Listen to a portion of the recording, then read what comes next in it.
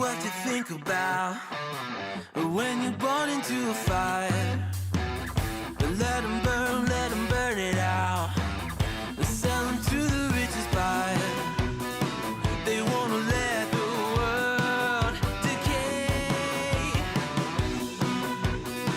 They tell us lies and fade away, fade away. We feel betrayed. We were raised to lose the race. Wake at the back of the pack, kill it anyway. Listen up now, because we're never dropping out. Beat the odds, beat the big house. Our brains are bigger than the doubt. We've been thinking for ourselves, never let the truth fade away. This is bigger than ourselves, we won't let the world burn away, burn away. We feel betrayed. We were raised to lose the race. Wake at the back of the pack, kill it anyway. To blame, hate is fake. Did you guys go protesting? Wake at the back of the pack, kill it anyway.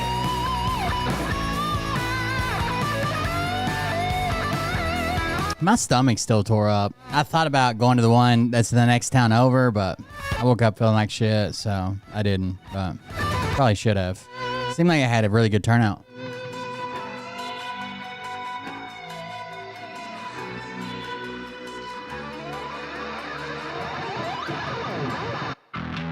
And we feel betrayed. We were raised to lose the race. Wake at the back of the pack, kill it anyway. To blame, hate is fake. The world mistakes. Wake at the back of the pack, kill it anyway. No kings. That's right.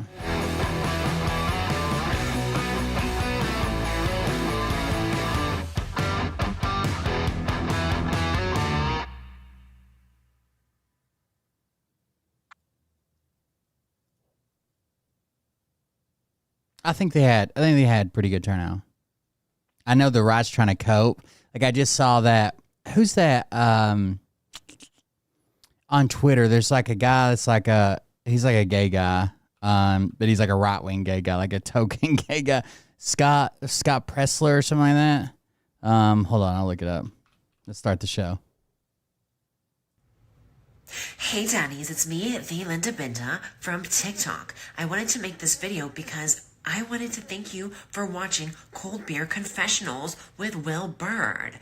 I think that's just incredible. I've watched a few episodes and I'm just like very intrigued. But you know what I'm most intrigued in is Big Daddy's meat stick. I heard that it's very thick, like a good old German sausage. You know, Linda and her coochie loves that. Oh, never mind. Let's not go there. Anyways, I hope you have a good show and enjoy it as you can. There's a lot of weird things that go on, especially when it comes from the realm of Linda Bindaland. So, enjoy the show. Thanks for watching.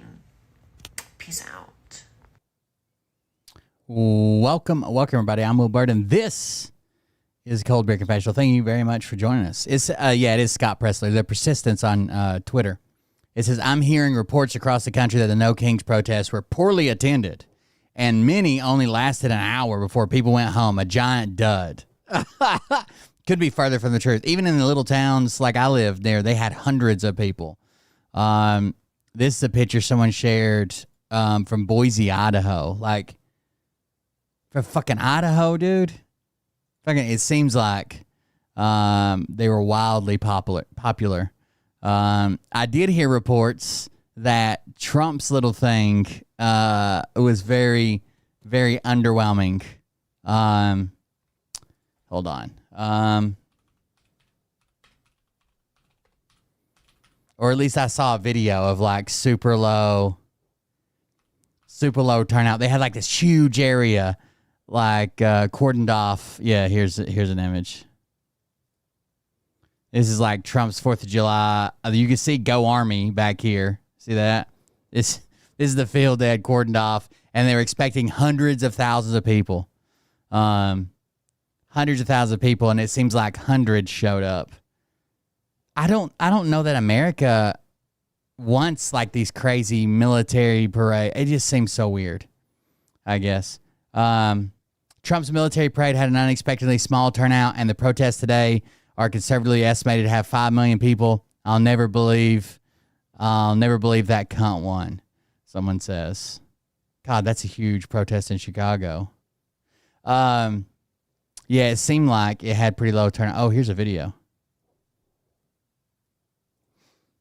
Tanks and vehicles. The ground offensive was launched in early 1991, where military forces overwhelmingly destroyed enemy tanks. This is at 7 p.m. After only 100 hours of ground combat. The ground offensive was launched in early 1991, where military forces overwhelmingly destroyed enemy tanks and vehicles. After only 100 hours of ground combat. I saw clips of the parade, and it didn't seem like a lot of people were like lining the streets and shit. I mean, there were people, obviously, but this doesn't seem like a ton of people. Even in some of even the bleachers are completely empty. Mostly, I'm obviously not completely. There's people in it, but that's not packed bleachers, right? For how much it cost and how much damage they did, like it seems kind of underwhelming, no?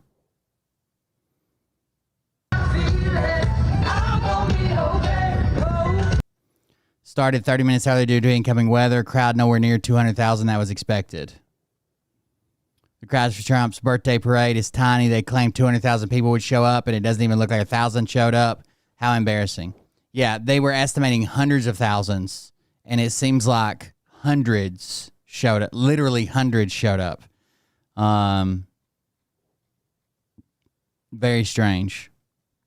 Looks like America said no tanks, Donald. That's insane. City of Wildwood, New Jersey. 80,000 to 100,000. Make sure it's not AI. It looks real.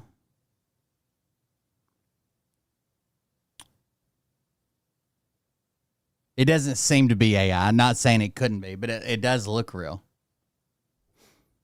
Wildwood, New Jersey. Did anybody else go protest? Go do the protests?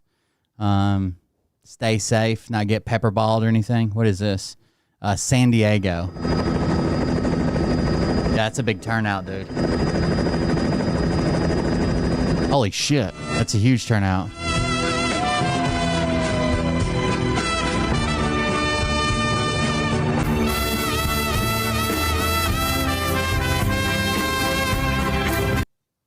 Jesus. Let's do this. Hold on.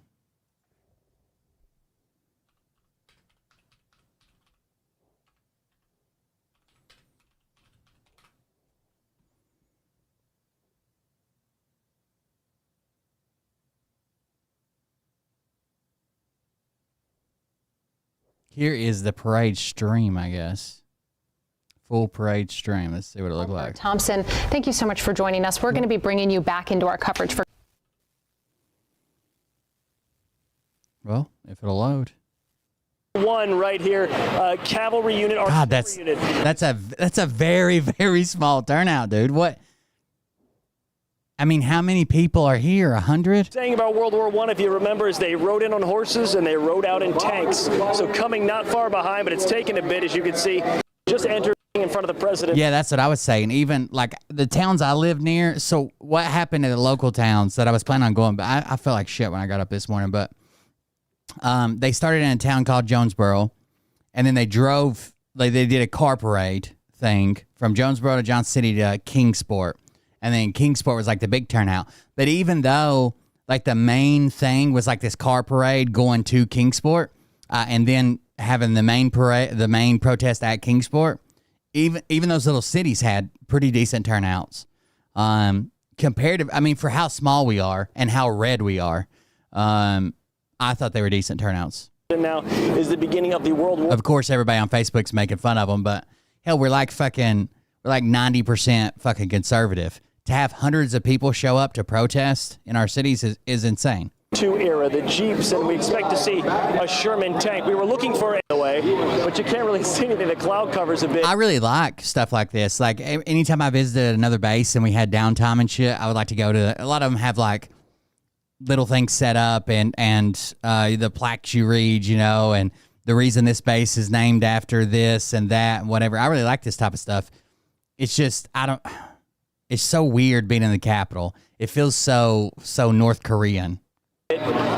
Sorry, folks, if I sound distracted, it's because 15 things are happening at once. You have a army. If you're not seeing but I do like classic military stuff. I think it's cool. They did a bunch of different historical uniforms. That was cool. And equipment, modern uniforms. That is what they would have worn storming the beaches of Normandy. What they have worn. And if it didn't coincide with Trump's birthday, that's so slimy sounding. Italy, Sicily, all over Europe, and this is sort of where we start to see the beginning of the. Worried about me. I didn't end up going. I've had the bubble guts for a fucking couple days. Right, post World War II. Even since I've been better from being sick. You're passing through. U.S. military. We expect to see the. Oh look, we get a full Trump salute. Said, as we go through the afternoon, we're starting to see more and more military from. Look at that. But we're also. Oh Humpty Dumpty.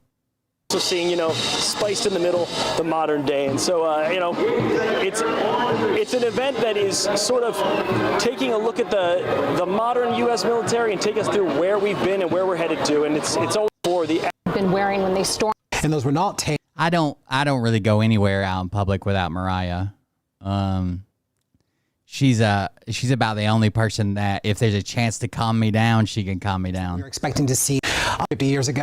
You're trained to get now Sherman tanks. Sometimes she can't even calm me down. Looks like are passing. So some behind Sherman tanks. Some of these vehicles. Half tracks. A bit more difficult in some cases, depending on who you're talking. Make sure we stay ahead of that power curve. One of the most poignant parts about today and something. The toe in that Jeep. It pulls at the heart. I did the Takes. it's new. You're meeting new. This is a decent sized crowd for like one little spot, but damn, not for. How much did all this cost? Your mental disposition, on those traditions, building that unity. Nobody. And so it's a band of brothers and sisters. And so it requires you to focus on being a good steward. 4 years ago, feel about it. Ooh. In a way. Now I feel bad for the soldiers that had to show up. And they're thinking they're getting this big ass parade and everybody's going to be yelling and screaming and there's like nobody there. Especially when you've been deployed, whether it's Desert Shield and Storm, whether it's That's what I thought, almost 40 million. Iraq, whether it's Afghanistan, which your family has made is important. And that's not counting the damage they'll probably do to the roads. Dude, I know that a 20-ton dozer, I drove a 20-ton dozer probably 200 feet on a city road.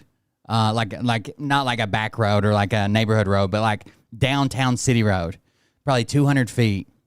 And it dug in like a motherfucker. I was going like 1 mile an hour with an escort, was trying not to turn, not to do anything, just like kind of slanted it to get off the road. But we had to drive it through here and nobody else wanted to do it. And it fucked up the road pretty good. And that's 20 tons. We're talking about a tank. We're talking about 60 tons, 3 times heavier. They're just not made for it. Like roads, even roads made for tractor trailers are only made for 40 ton. Weren't around at that. Chinooks. The Apache mill, get where it is. All right. So they were a precursor to training a lot of this and working the techniques of air mobility in Vietnam. General Thompson, you've seen a lot of As cavalry. the movies that have been on Netflix and wherever else that sort of depict the U.S. Army. First cab, it looks like, back here. I don't know. I just see the Stetsons. Anybody wearing Your Spurs? assessment, are they spot on or maybe a little exaggerated? Having to do a notification of next of kin, which I have had to do. Military As troops are walking. them the uniforms and how to act, but again, a lot of the time. Portion of the parade here. And they can carry a rifle up a rifle squad. It can carry a lot. I don't know that they concentrate. Like, okay, like we came off when I was in. It might be different now. When I was in, everything was about going to the Middle East, right? You just didn't do a whole lot of drill and ceremony thing, like marching and this and that. I mean, you did it, right? You marched places, and that's the way shit works, and you go on unit runs and shit like that. But we didn't, like, fucking stand around and practice, like, drill and ceremony. We went out in the field and we fucking pretended to go to fight in these towns that they set up in the middle of the fucking woods. And we learned to search people for IEDs and identify V-beds and fucking scout missions and shit. But our tempo was like, hey, everybody that's joining right now, you're going to the fucking Middle East. And then maybe if there's like more of a peacetime, but I mean, tensions are high around the world. They're planning on fighting a near-peer war now, which we haven't had to do since, I guess, World War II. That's something that I won't understand, right?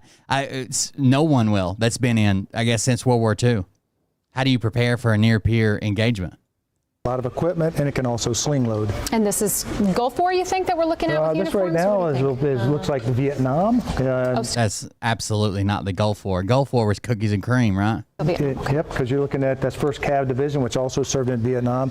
Been seeing cameras in personal of 18th and Constitution Avenue, where you can see a lot of what you're integrated active duty military forces in there, like the 82nd, co-locating them in with, you know, the World War II style uniforms. It's a really a true testament to where there's Gulf War.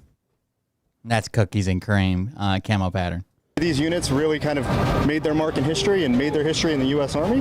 And it's not about the service members out here right now. It's about every service member that. I know you touched briefly on the meaning of. That's why we shouldn't let women be announcers for things. You know what I mean? Like this. It's like letting women do comedy. You know it's not gonna end well. You're willing to sacrifice. There it is. Gulf War. Nailed it. I should have been the announcer. You might be that person who talk a lot about touching. Gives a lot of spectators to us know that, you know, this is what service members are doing day in and day out. It's okay. I'm just going to start sprinkling in a little misogyny every once in a while.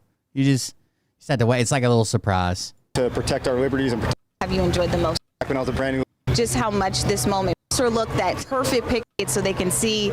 I'm trying to get some of those young male right-wing voters. Or show their kids. Chill out. Okay. Anything that sort of stands out to you, you're like, oh, Big Red 1. the era that I really appreciate. Yeah, First Infantry. but the officer Tanks rolling down. under the applique. And Not this you can see the truth of sensor on the body. Those steel plates, putting them down in the areas in which they turn to protect the road so that it limits the damage that we'll see from the parade today. Yeah, so the tank does damage going forward, but it's really bad. Like I said with the dozer, I try not to turn. Like, it's going to be really bad when they fucking turn. So hopefully they got road plates down. You can see them. I did want Called artillery, which is to shoot some of the infantry. Systems can be direct fire systems. Holy shit. Holy shit, these guys look ate up. What the fuck was that? Is that what you're talking about, Rob? Hold on. Are they just walking? That one chubby dude's a full step out. Stanchions out, they fire. This one can fire. The key is mobility for survivability. The ability to shoot what we call. Like we didn't practice drill and ceremony much, but I could do better than that. What the fuck was that? Shoot and scoot, which is to shoot, move, set up, shoot, move. And that's Look at that. What is going on? on the modern battlefield. And it also provides our Oh my God. protection as well while on the battlefield. We call that indirect. Oh my God. Some of these systems can be direct fire systems. Oh my God. Oh my. Look at this salute. Oh my God. Who are these people? So the salute should be rendered at the same time. Look at this. Look how late this one guy is. His hand's almost down. Everybody else's hand is up. The two on the right are super late. Then these three are pretty close together. Holy shit. Look how high. So they should be in step 2. This guy's left foot's down and his right foot's already up and coming forward, right? This guy, his right foot is down. What is going on? His right foot is down. Hasn't even touched the ground yet. Somebody here's a full step out.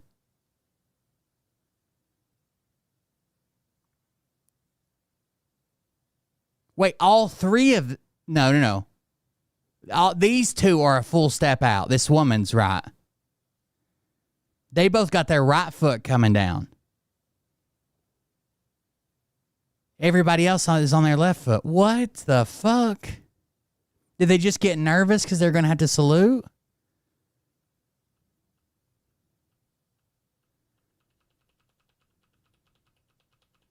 Oh, they look ate up, dude. Indirect fire. Some of these systems can be direct fire systems. And of course, main battle tanks. Tanks fight tanks. The tanks don't go into battle alone. They take Bradleys with them to do fire and support and bring the infantry with them. Lessons we learned in big ways in World War II and in World War I. You mentioned it. That made my stomach hurt. I can hear first sergeants fucking yelling at me into my head. FT-17. That's going to affect my PTSD, dude. Which we had. Yeah. And I believe we either have seen them or we will see them soon. They're a bit slower. Okay. Like, there are times, there's even a way that the military teaches you to, like, get back in step. Like, let's say you fucked up, you tripped, you hit a curb, there's like a half step that you use to get back in step, right?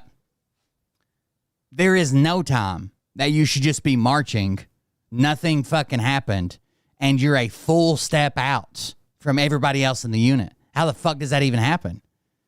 But still effective nonetheless, as we've learned. Let's talk about the uniforms we're seeing currently. I do know that they were transitioned. Oh my God, it looks so bad. Terrorism, so I don't know if... And the only reason it looks bad is you should know what it looks like when it looks good. Like, they're all bouncing at the same rate. Their fucking shoulders are moving to the same...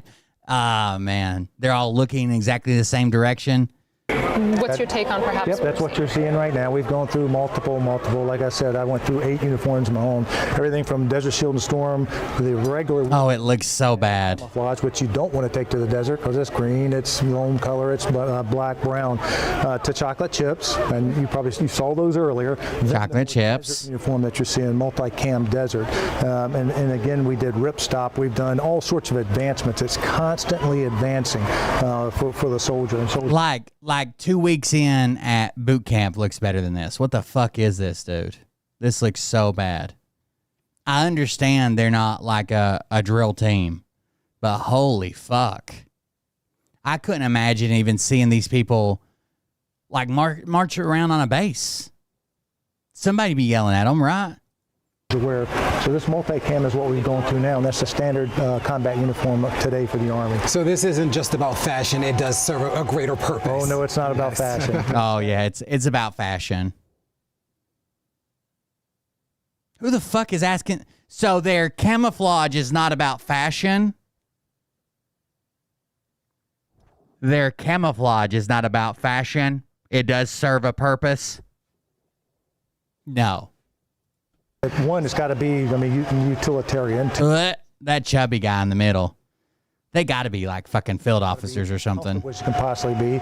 And the purpose of this is depending on where you're operating geographically, you want to be camouflaged. And so there's a degree of that. And so, ooh, that was bad. That history is memorialized. That's part of what you do. You're the president of the Army Historical Foundation. Can you talk about... They're not even fucking online here. Look at this line. Did they practice any? Look at this line. What is happening, bro? This one's pretty good. No, what the fuck this guy's? He's doing his own thing over here. This is horrible. What is this? Where's Derek Johnson calling them all fake? Oh my God, this guy, what?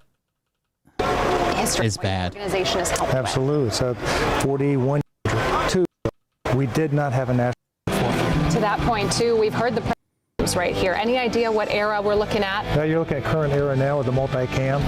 God, that woman's so dumb. You have the experience, you know some of this machinery that's been moving. He looks deportable. I'm just going to be honest with you. What's been your favorite moment so far as we watch this parade continue? Definitely seeing the callback to those who came before us, the guys dressed up as it pays all walks of life here. Part of your family history. What does it mean to be able to be here together? Be here and honor their Fucking Bradley's 25 Mike, baby. The Bushmaster, 25 millimeter chain gun. Way back to the beginning. Members in the Navy that I just know a lot. Hear the different personal stories. A lot of us can trace our history. Of combat, right? Ugh. It's clear That is rough. Donovan, I'm sorry, I didn't know it was this bad. I didn't know it was this bad. I was looking at the crowd the first time around, this is sort and that was from pictures. And that is a corner and they're forward. watching the Mr. President, First Sergeant Norton. so share some words. So let's hear it.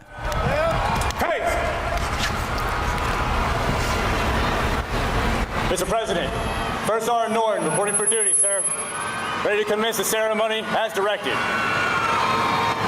80 seconds. I state your name. Do solemnly swear that I will support and defend the Constitution of the United States of America. Dude, I don't know that I could let this motherfucker do my oath. Against all enemies, foreign and domestic, that I will bear true faith and allegiance to the same, and that I will obey the orders of the President of the United States. That's the only part he was excited about saying. And the orders of the officers appointed over me according to regulations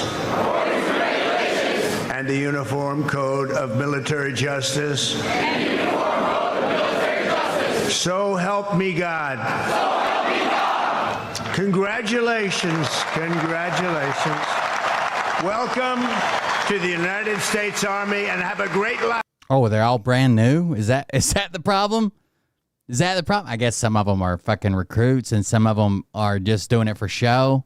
Are people re-enlisting? What is this? Thank you very much. Have a great Let's go back and see what they say.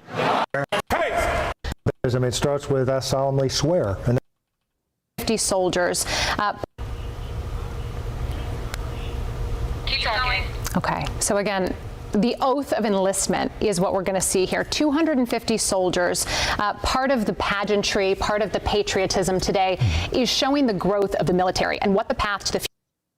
You think I don't know what the fucking oath of enlistment is? We're waiting for the president to speak, and it sounds special it is to share that moment with them here today. It's very special to spend this moment with him, especially since my brother's birthday is today. Happy birthday, Brian Carpenter. And it's just amazing. Okay, well, thank you so much. We really appreciate it. So again, you can just hear the I didn't ask. Absolutely, I didn't ask. testimonies from so many people. I know we're waiting for the president to speak, and it sounds like a lot more happening back at that stage. So we'll send it back to you guys for now. I asked if all the people there were re-enlisting or if they were just there for fucking show. And I said, over here are new recruits that are clearly not in uniform. Is everybody else here re-enlisting? Thank you so much. We are now waiting for the president to give the oath, which no doubt will be an exciting opportunity for those young men and women that are just below him. Yeah, this is quite a moment for the Army. Again, we're going to watch the president here. Half of them have fucking combat patches. They're not new recruits. Approach the podium here. Let's hang tight real quick, see what they're saying. Keep talking. Okay, so again, the oath of enlistment is what we're going to see here. 250 soldiers, part of the pageantry, part of the patriotism today is showing the growth of the military and what the path to the future is looking like. And that is a cornerstone of this event, and this is what we're about to watch. General, I'd imagine with that oath, It's got to just be for show. The majority of them have to be for show. it is a opportunity to do what they can, their part in supporting the Army's mission and protecting the United States. no, it certainly is. It starts with I solemnly swear, and that's a powerful word or affirm, whichever they choose. And then to support and defend the Constitution, truth, faith, and allegiance, right? Which is what we want from them. Obey orders, and they do this before their God. And you can see what a solemn moment this is. The president bowing his head repeatedly, taking this moment before he brings these troops in with this oath. And he is now approaching the podium. We know he's going to give the oath and also share some words. So let's listen in. I can't listen to it again. It's disgusting.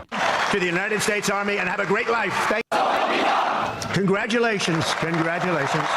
Welcome to the United States Army and have a great life. Thank you very much. Have a great life. Thank you.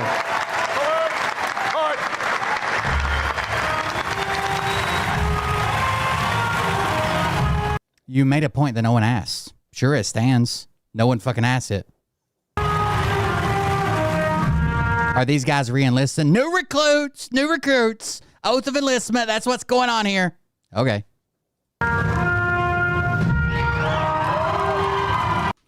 Ranger School is the best life insurance policy for our Army. It will would have felt standing there with the literary contributing. 2nd Airborne Division Major General Pat Work was buying home plate. Oath of enlistment. I mean, what do you remember from it back in that day? Yeah, I took my oath at Norwich University on the campus of Norwich in 1984, and I knew what I was getting into, right? They don't yet. They've not been to basic training, but they have a general idea, and that's the job of the recruiting command to do that, and their recruiter, to get their minds right, make sure they go physically fit. They'll go through the MEP station, which is a medical evaluation station. They'll get a basic training date. Then it's going to continue with this concert in some form, we understand, but we are waiting for... I mean, today, the June 14th, is monumental in our history. It's the Army. The Land Force Army helped give birth to this nation, preceded the birth of the nation by 1 year. That's probably why he chose it. Perhaps his birthday has something to do with it, too. But certainly for us, what we're focused on are those soldiers, the story they tell. God damn. You're a fucking annoying piece of shit, aren't you? Well, with that, let's take a listen to the concert that's already in progress. I asked if every soldier there was re-enlisting. Every soldier there in uniform was re-enlisting. That's what I asked. She's my friend.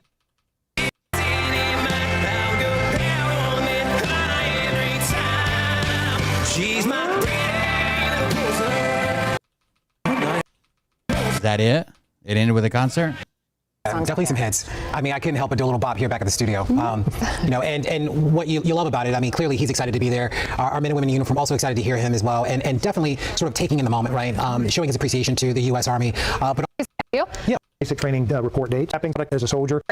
150th anniversary of the... Oh. Vance has approached the even worse. Vance Wainwright is on the parade route. She was talking to people out there. She was saying it's beginning to wind down in her area. We know J.D. Vance, Vice President J.D. Vance, has approached the podium. Let's see if we can listen in on him.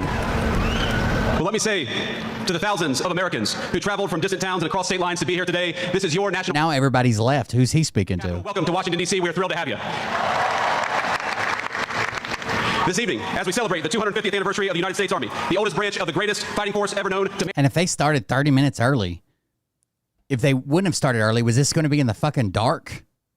And I want to say to all the soldiers, all across our nation's capital and all across the world, happy birthday, soldiers. We're proud of you. Somebody on TikTok, I was arguing with somebody on TikTok, and they're like, oh, so you just don't want to celebrate the Army's birthday? And I'm like, do you think it's about the Army's birthday, or do you think it's about Trump's birthday? And they're like, well, it is the Army's birthday. So I said, how did you celebrate last year? And they said, celebrate what? And I said, how did you celebrate the Army's birthday last year? Weren't you celebrating last year? If that's what this is all about, why didn't we celebrate it every fucking year? Oh, just this time. Weird. I want to say you represent an unbroken line of greatness, of excellence. And one of the things the President of the United States has told his entire administration, from the Vice President on down, is that we must remember that the young men and women who put on the uniform and serve this nation are our most precious resource. We must honor them, we must respect them, we must fight for them. And that's exactly what the Trump administration aims to do every single day. And so to our soldiers, we're so proud of you, and let me tell you that the way that we honor and respect you is, number one, we never ask you to go to war unless you absolutely have to, and number two, when we do ask you to go to war, we give you the weapons and the support needed to kick the hell out of the enemy and come back home safely.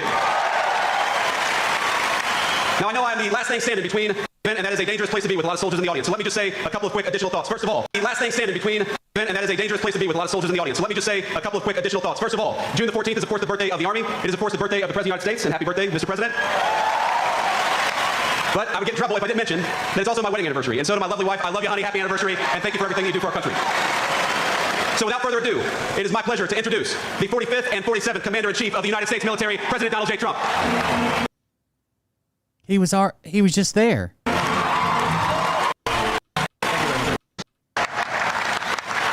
Because the Army keeps us free.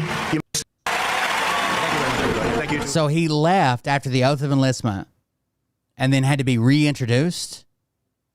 Vice President Vance, and thank you to our wonderful First Lady, and above all, thank you to the greatest, fiercest, and bravest fighting force ever to stride the face of this earth, the United States Army. Thank you very much. Because the Army keeps us free, you make us strong, and tonight you have made all Americans very proud. They're watching from all over the world, actually, made them all very proud.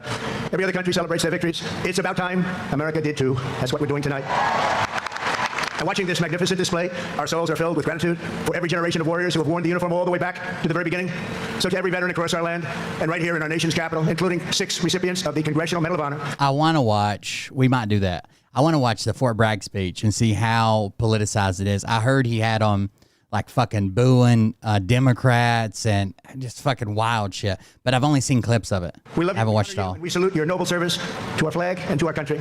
As we celebrate tonight, we also think of the hundreds of thousands of Army soldiers who have made the supreme sacrifice for our nation and selflessly laid down their lives in every war, from the Revolution to the War on Terror.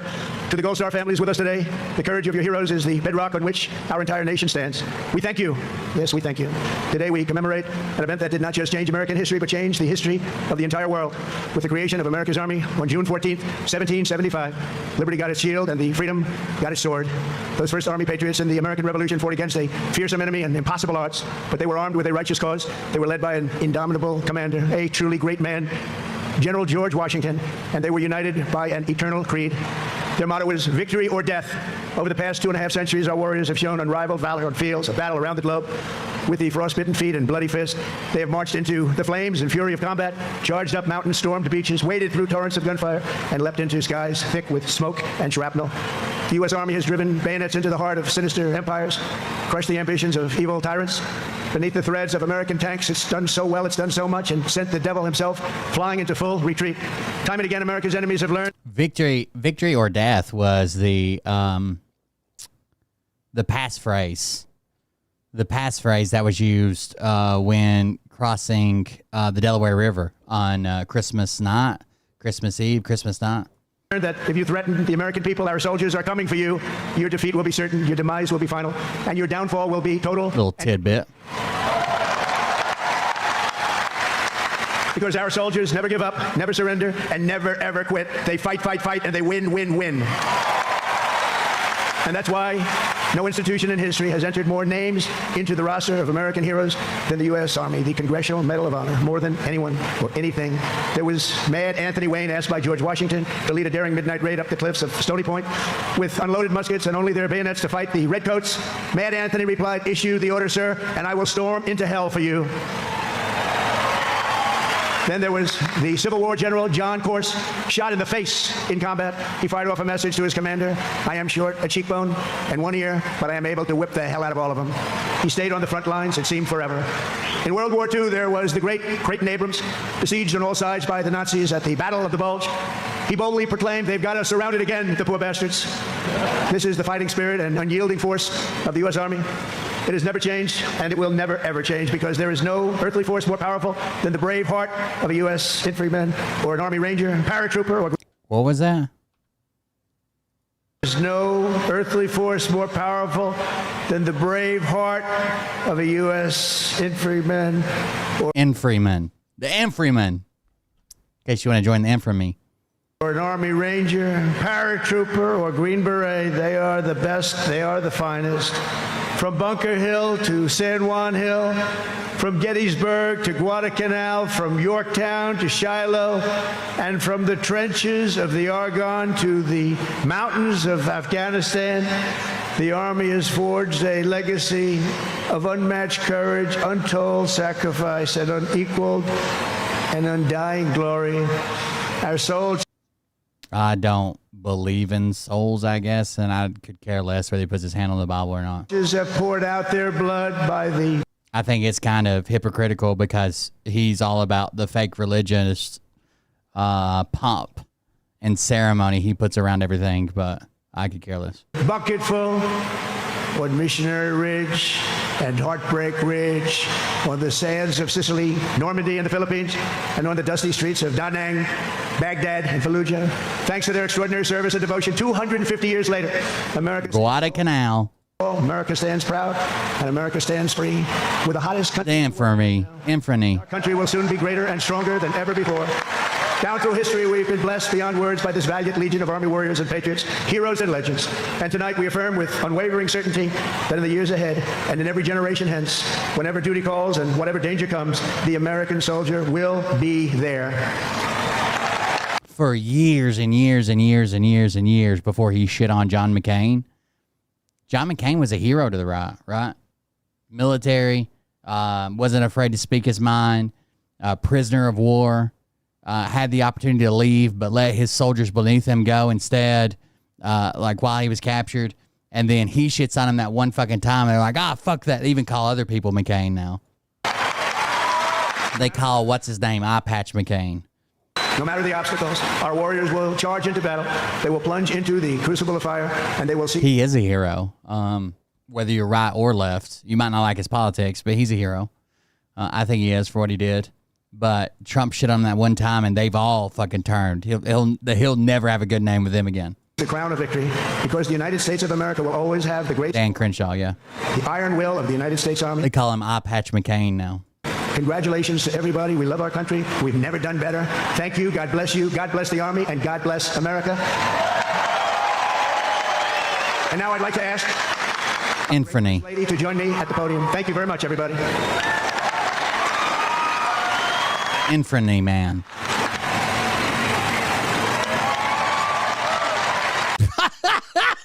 How fucking awkward is that, dude? Look how awkward this is.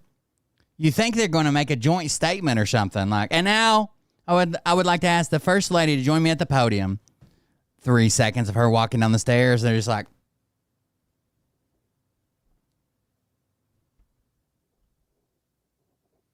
jerking off invisible dicks. Our great First Lady to join me at the podium. Thank you very much, everybody. She should at least said, like, happy birthday, Army, or something, and then waved, or something. Like, this is awkward. We waited for her to walk all the way down here, and they don't say nothing afterwards?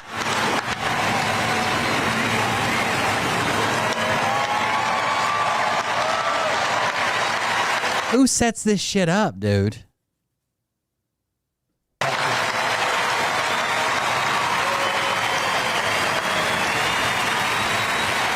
Yeah, I didn't think it was true that he was the first president not to do it.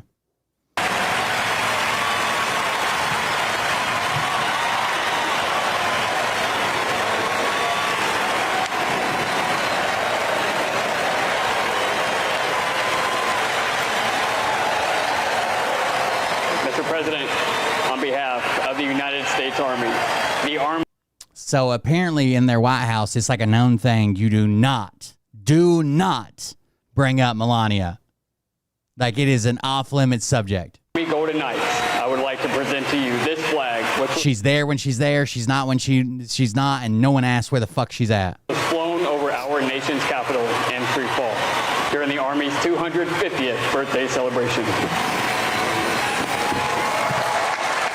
They lowered the flag that was flying over the Capitol that day and presented it to him.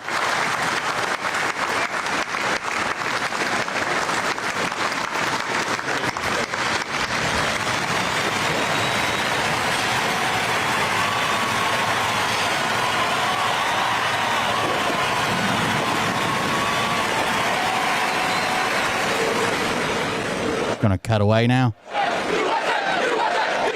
Oh shit, sponsored by Lockheed Martin. That's gonna make the fucking military industrial complex people have an aneurysm.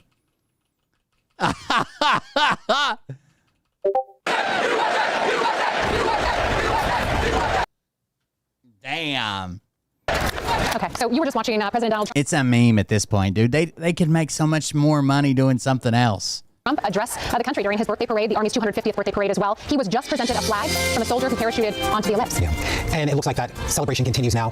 The president and the first. Now, but I wanted to ask you, specifically. Somebody, Rob was saying something about they posted something with Russian flags.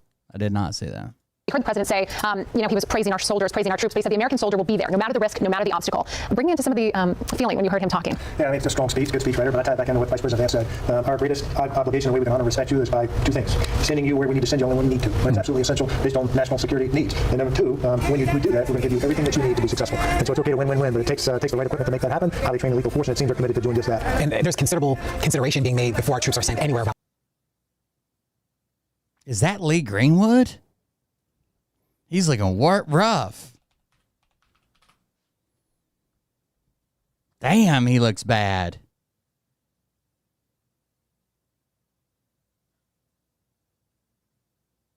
Was he's just been doing coke for a couple years or what? God damn. Around the world, even hoarding their loved. There's the grounds, 85 acres, but there's about a 5 acre period area of grass that lacks one thing, and that's a soldier memorial garden. A garden that I'm thankful for my family. Every soldier will tell you that they're holding down the fire back home, getting things done, getting the kids to their, kind of their school commitments. But we're obviously out there having fun, but not always. But we're committed, and so are they. I wanted to note we were just listening to Lee Greenwood sing "God Bless the USA," which has really become, not only an anthem. Oh shit, I do see that. Flag Day. Ooh, that is weird.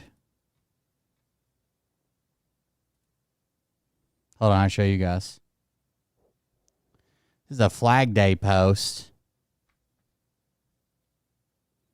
And if we zoom in, it says, let us honor the emblem of our nation and the stars and stripes that unite us all as we display our nation's flag and reflect on the values it represents. Let's celebrate the freedom, courage, and resilience that makes our country great. And it says Flag Day, and then these are Russian flags, technically. I mean, I'm sure they're just using it for, like, border dividers, but they made little Russian flags out of them. That's weird. Like, why couldn't it just stand with just the stars?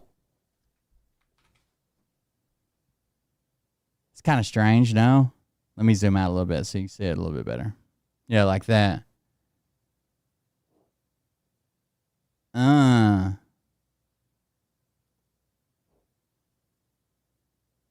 White, blue, red. That is weird.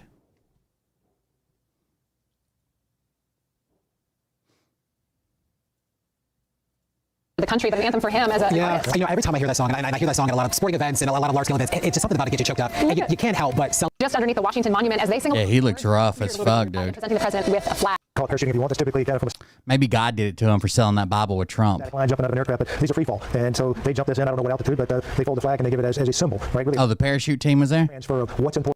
B model of the point to come to our United States military in 2015. Something about the old red, white, and blue. Take a look out here across the parade route, the concert. Great question. I was going to join the Navy. I had a buddy for a long time that was part of a parachute team. And then when he wasn't doing that, he just rigged parachutes. That's all he did. Wanted to be a Navy SEAL out of high school. Didn't thought I had degrees to get a scholarship, much less a degree. We have people in our lives that invest in us, and I had such people in my life growing up and said, you need to get an education, we're going to help you do it. I did so. I worked hard, and I earned an Army scholarship. And so for me... Yeah, it rolls off the tongue better. You never hear anybody say it the other way or present it the other way. A lot of cadets hopefully get to do, but that's hard to get. It's airborne school, Ranger school as a cadet. And so white, blue, red is very strange. Soldiers. I wanted to prove to myself that I was worthy. I was worthy of command. I was worthy of leadership. I was worthy of leading American soldiers. You know, I'm curious, you know, as I think these days, you as a country, we're not perfect, but notwithstanding, we're always moving forward. I'll be in a consumer all the time. Speaking, caused area events, these special security events, there is a large-scale security effort that's associated with that, where road closures are in place, perimeters are wide to these things when they happen, but it doesn't happen without some sort of the U.S. Army. The ice things that are... There was a nation, there was an army.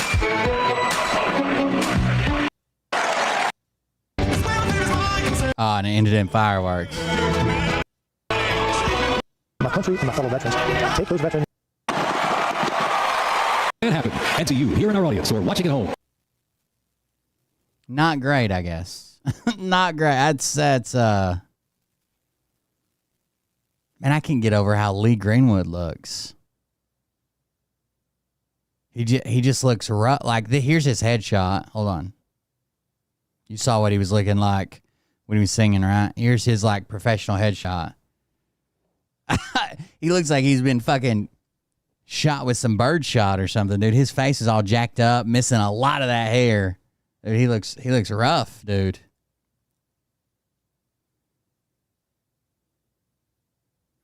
Ooh, you know who he reminds me of? What is that?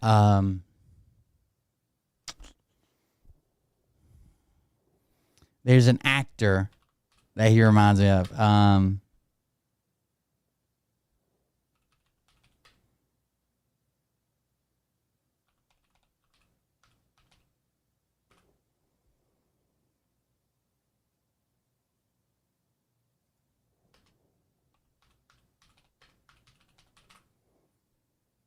What is that guy's name? I'm so bad with celebrities' names. I'll never figure it out. I'll bring it to you later. We'll just have to move on. Can't do it right now. He looks rough, dude. He is fucking rough. How did the media receive it, you think? Military parade, celebration, Army's 250th. Final military parade preps underway in D.C., causing traffic delays.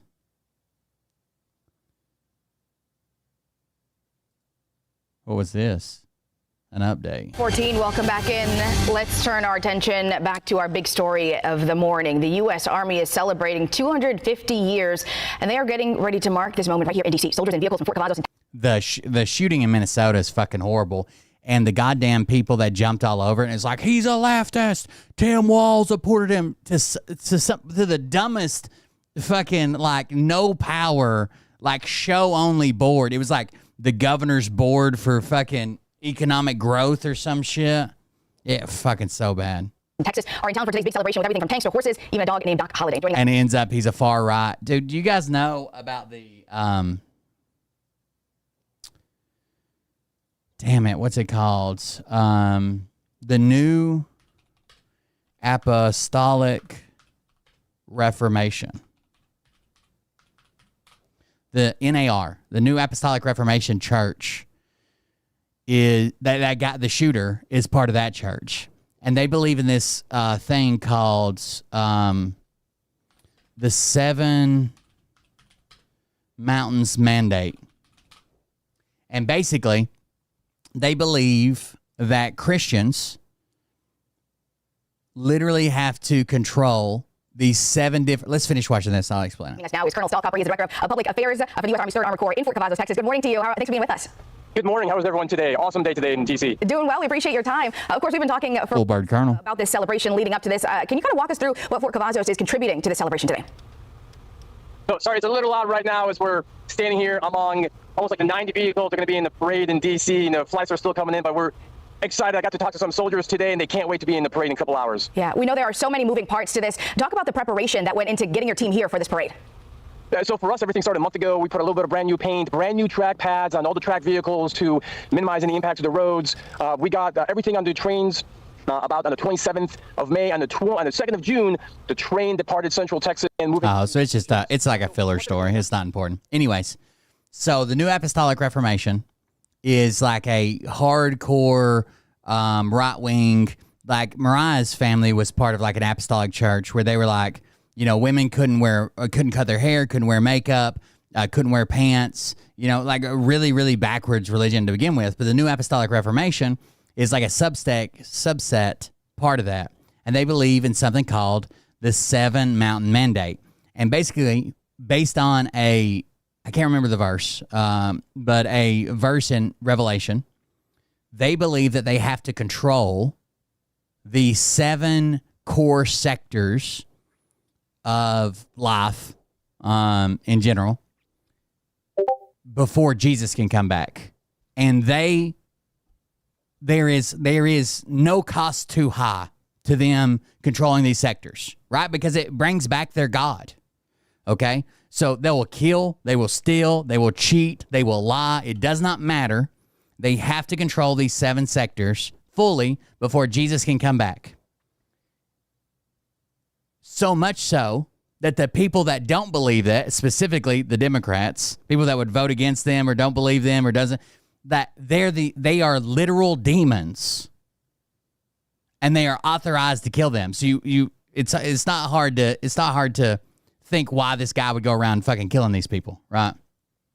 And because one of the first 2 reported deaths of the Congress people that were murdered, I think the female, she voted with the Republicans 2 days ago on cutting Medicaid in Minnesota, their Medicaid program, from, I think, adult illegals.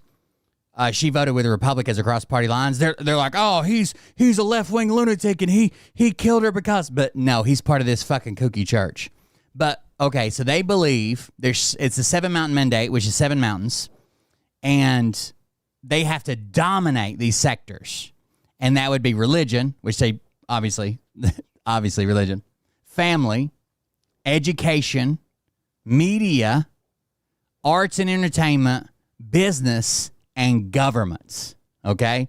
That's the 7 things that they will, no holds barred, do everything within their power to control these 7 mandates and take them over so Jesus can return and fulfill the prophecy. And they are fucking lunatics, and apparently he's part of that church. But because he was appointed to an economic advisory board or some shit like that by the former Minnesota governor and the before Tim Walz, and then Tim Walz just reappointed him, right? He reappointed everybody, I think, on the board. It's like 50 people on this weird board. Tim Walz has probably done that to thousands of people. Like, he doesn't know this guy by name. But that's all creepy, dude. He shows up at like 2 or 3 in the morning at their house. He owns a security company. He owns these cars that look kind of like police cars. He shows up and dressed as the police with a badge, with this fucking mask on. Hold on. Let's see if we can get a picture. I guess he's still at large, right?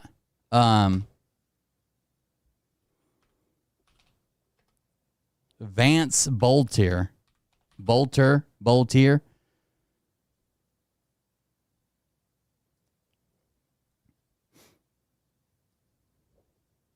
This is tragic and creepy as fuck.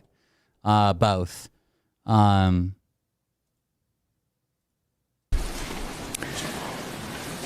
it's definitely politically motivated. But he voted for Trump. His roommates say he supported Trump. One of their core beliefs is as anti-abortion as you could be, like that religion he's in, up to and including like violence against people who have abortions, people who perform abortions, people who facilitate abortions. And of course, the right wing tries to jump all over this shit and try to say that like he's left wing and he went after that one person because Horton, I think was her name, because she voted with Republicans. That's what the leftist lunatics do. Had nothing to do with it. Good afternoon, everyone. My name is Bob Jacobson. I am the Commissioner of Public Safety, and it's my honor to serve in that position. We're here today to give some updates on the current investigation. First off, I would like to thank... this creepy picture right here down below while they're doing this. I'm going to listen to their conference. This creepy picture right here is him in the mask. That's from their Ring doorbell. He's wearing like a latex mask over his face that makes him look like an old man dressed in a police uniform with his flashlight up and knocked on their doors to get them to answer the door. Tell me that isn't creepy as fuck, dude. That's so creepy. And they said he was running around with No Kings flyers. When they show the car, it was literally a piece of paper that looked like somebody had like fucking scribbled with a fucking ink pen the word No Kings and made 1,000 copies.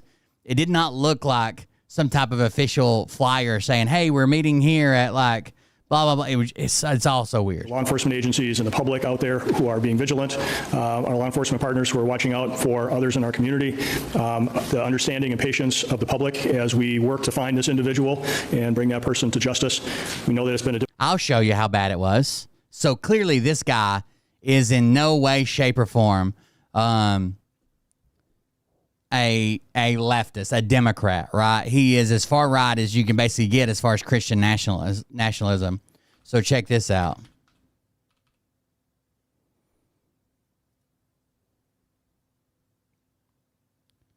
This is what they were spreading basically first thing this morning, as soon as they heard about it, right? It's got to be one of these, right? Hey, you guys know 23... I believe Harry might need to get his... So apparently now we seriously...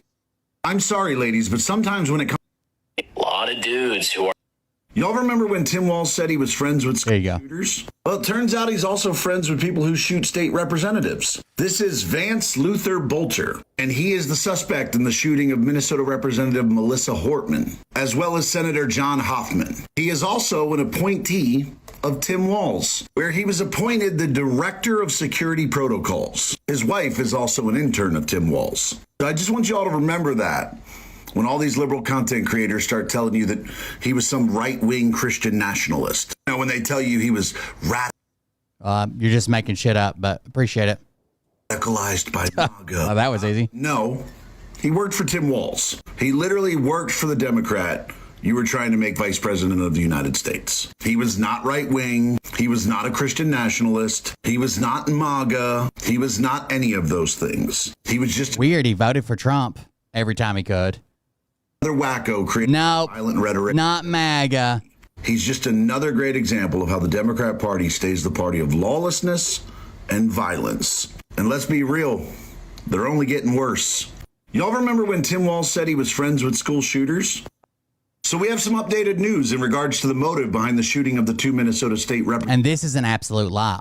First of all, only one of these people voted that way, not both of them, like he claims. It's looking like the man who shot them, who was a Democrat appointed by Tim Walz. Yeah, it looks like he targeted them because they voted against giving taxpayer-funded health care to illegal aliens. They believed that American taxpayers shouldn't pay for illegal immigrants. And he shot them over it. State Representative Melissa Hortman and State Senator John Hoffman both recently voted against their party, with Hortman supporting repeal of free health care for illegals and Hoffman joining Republicans in the Senate to pass it. This is what Democrats do when you vote against party lines. That's what it was. When you disagree with them. And the sad thing is I see so many creators from the New Apostolic Reformation trying to pin this on MAGA. Guys, MAGA would have no reason. I think they said he registered the last time that he officially registered as a Republican or Democrat. I guess to vote in a primary, I don't know if they make them register in Minnesota or not, was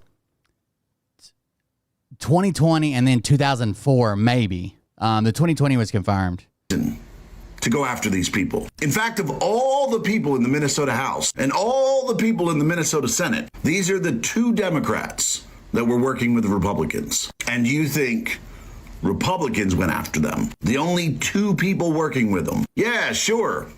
That makes sense. Think about it. So we have... Except his manifesto was all the other Democrats that existed in the state. Blue check mark verified account. Let's go back to the video.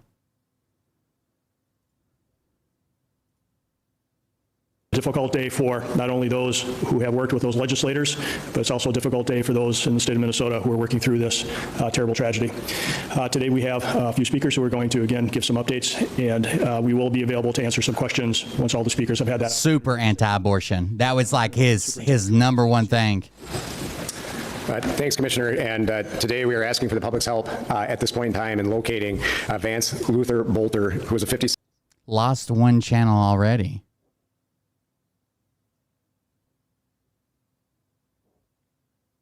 No, I didn't.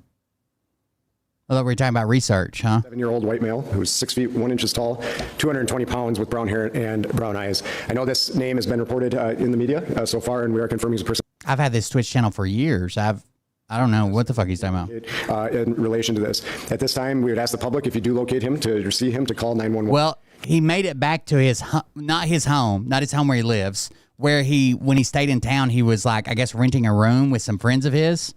The friends of his also confirmed that he was right-wing, a Trump supporter, voted for Trump, didn't talk much about state politics, and hadn't really recently been talking about a ton of any politics, they claim.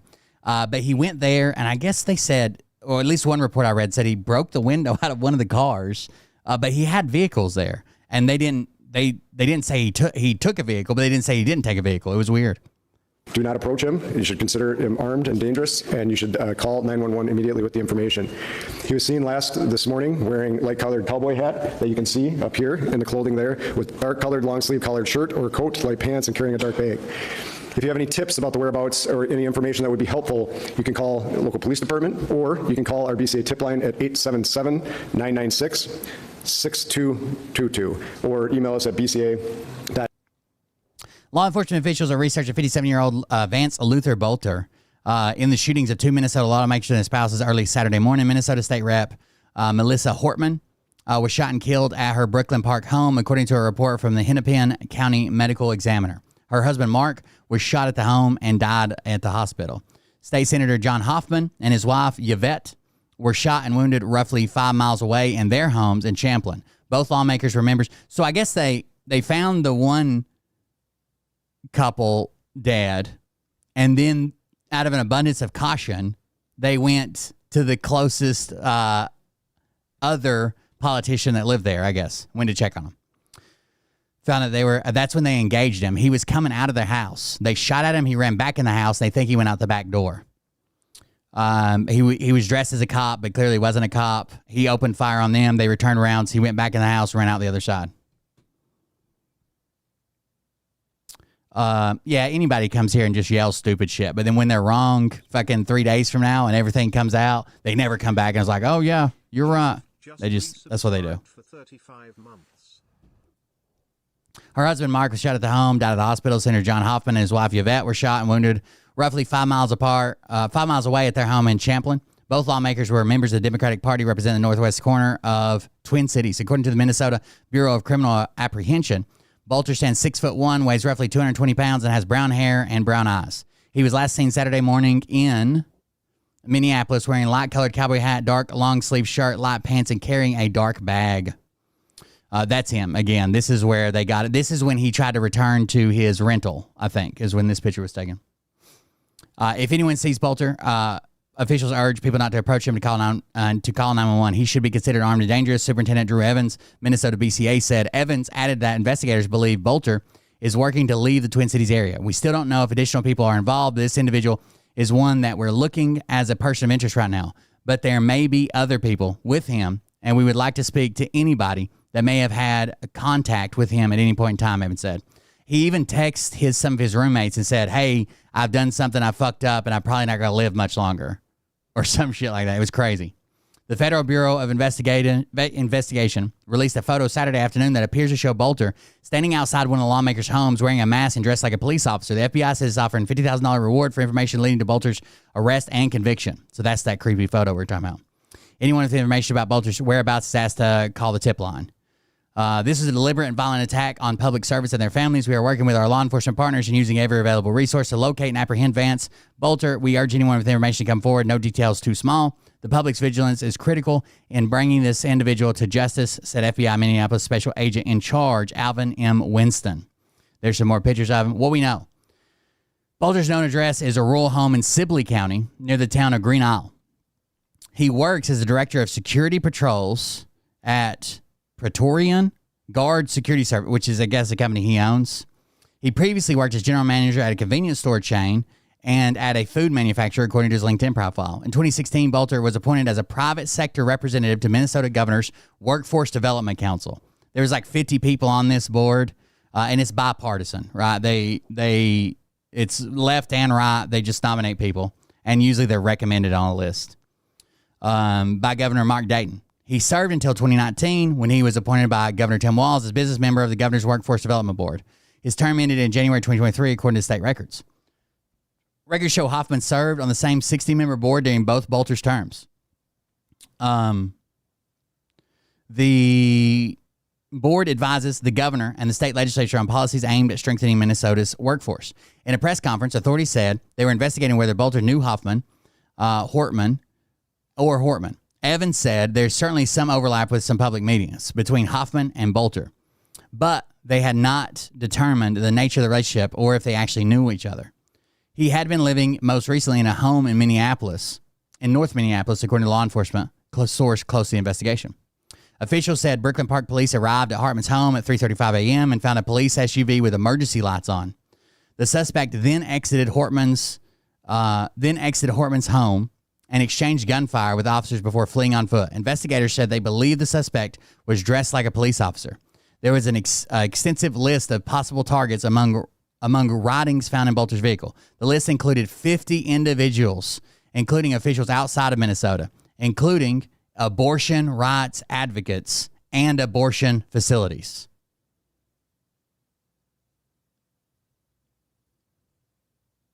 Abortion rights activists and abortion facilities. Tim Walz was named in it, in his fucking manifesto. There were also flyers in his car referencing a No Kings rally. Following the shootings, officials canceled all No Kings protests that had been planned for the state Saturday, though thousands still attended the rally in St. Paul. The story will be updated. It's a really weird story. Let's go back to and finish this video. Tips. I'll grab you some more pictures. US.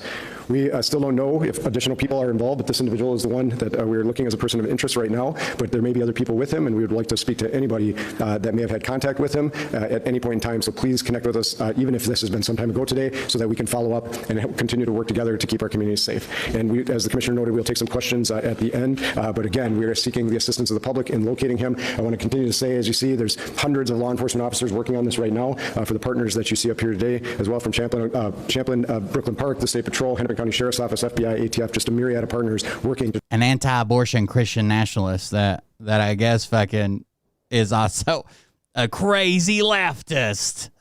Try to locate this individual. And with that, I will turn it over to the mayor, and we'll answer questions at the end. You don't know, Will. That's why you lost your Twitch account. Okay.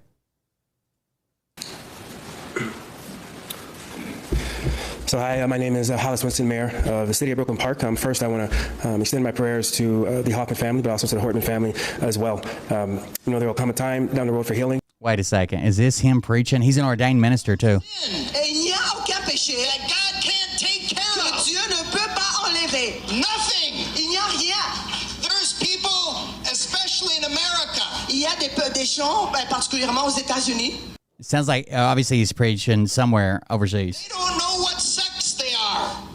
Ah, what a Democrat. They know how their sexual orientation. They're confused. Ils ne savent pas ce qu'ils sont exactement. Ils ont une confusion. The enemy has gotten so far into their mind and their soul. Et l'ennemi est entré dans le fond de leur. Again, the enemy has gotten into their mind and their soul. The new apostolic reformation believes that these people are possessed by demons. And one way to cleanse them is to kill them. Pensée de leur âme. But this word, mais ces paroles, no sin. Within us as a community, but right now I think what's required is a calming words and rhetoric. I want folks to make sure they listen to the facts from credible sources like law enforcement, but also to resist spreading misinformation. And then again, asking folks to listen to law enforcement in general when law enforcement has those specific asks. In Brooklyn Park, in Champlin, in our surrounding communities, in fact, the state, we're very much family. The Hoffman and Hortman families are very much our family, and so our prayers continuously go out to them. And it's very much a time for us to come together as a community and as a family. I think people need to see it that way. I want to thank law enforcement, Governor Waltz, Commissioner Jacobson, Sheriff Witt, FBI, various counties, local law enforcement. Let's see. 2024 Republican. 2024 Republican. Republican. Undated. Registered for Minnesota. 2022 Republican. Yeah, I don't see a whole lot of Democrat there, but it's probably my bad research. Even with our city of Brooklyn Park, we're seeing a ton of local law enforcement and county law enforcement just supporting our city overall, and we want to thank them for doing that. They're dedicated to keeping us safe and to securing justice. I would say to support them again, if you have information, there'll be information behind me, please share that information, and again, please look and listen for valid information and share that. There will be a time to come together, and I think specifically for the city of Brooklyn Park and within our area, there'll be a... Oh, here's one from a reporter outside of his rental home. We even asked about Mr. Bolter's political affiliations, and David Carlson, once again, his roommate and best friend, known him since 4th grade, did say Bolter voted for Trump and that he was a strong supporter. Oh, shit. A time where we come together and we work through what we're going through now as a community. But I want to say this. Yeah, that was him preaching. I could have showed you the recording, but it's him preaching overseas somewhere with a translator. This individual did this to instill fear into our community. I think he had even Ilhan Omar, Tina Smith, Tim Walz, all those people were on his hit list. Everybody they named that they've dropped the name of seemed like a Democrat on his hit list. But, there were 70 names in abortion clinics. I can't say they all were, but it seems that way. Community, but they also wanted to create a distinct and singular point of view. When I listed all of that law enforcement coming together, that was really us as a state, as a community, from all different walks of life coming together to work on what's happening. And I received calls from folks across the state, from all different ethnicities and communities as well, with an outpouring of support. So I want people to understand that I don't know a whole lot of Christian nationalists that are Democrats, but I mean, maybe Guess does. A city, but as a state, as a community, we're very much going to come together. We're going to see this through. And we're all going to work together to figure this out. So again, I want to thank our law enforcement, and I want to turn it over to the Mayor of Champlin Park. Hell, he knows about an account that I lost, apparently, that I had no idea about. So there's that. Good afternoon. My name is Ryan Sabis, Mayor of Champlin, and on behalf of the City of Champlin, our Police Department, and our City Council, I want to extend a heartfelt thoughts and prayers to Senator John Hoffman and Representative Melissa Hortman. I'll come by the video again. I'll show you all the video. And their families. We are deeply saddened by the senseless act of violence, and our hearts are with all those that have been affected. Our police. Here's another one of his roommates speaking. Shortly. I'll bring it over here so you guys can see it. Seems like he's in tears here. Oh, that's not right. Copy video address.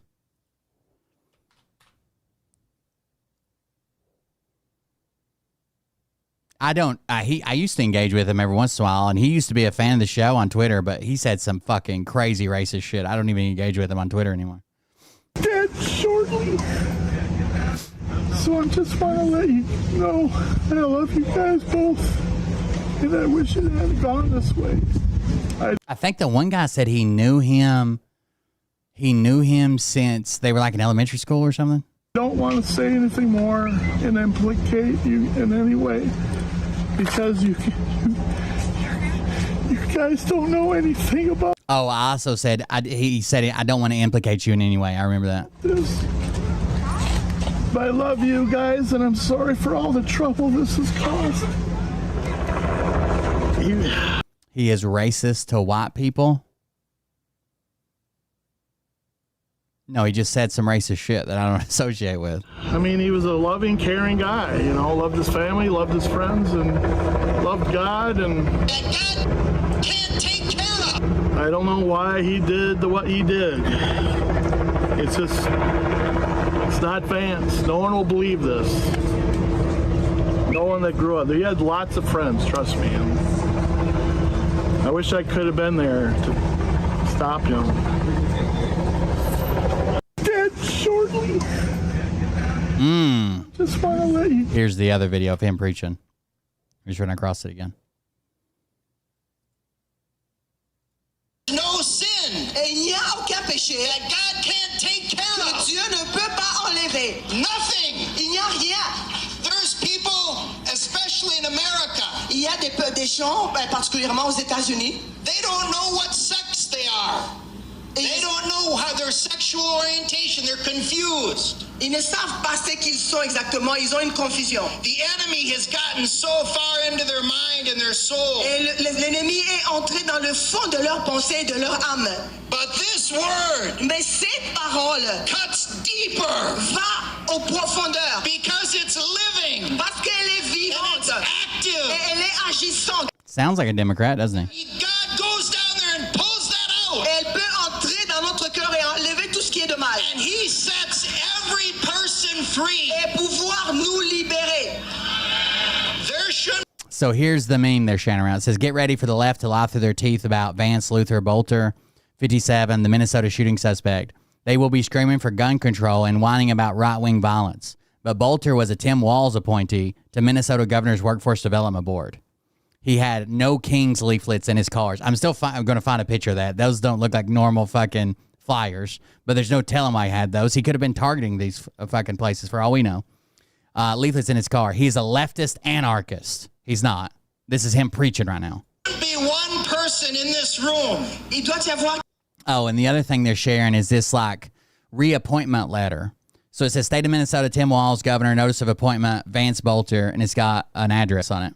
And it says, I guess they print these out for everybody.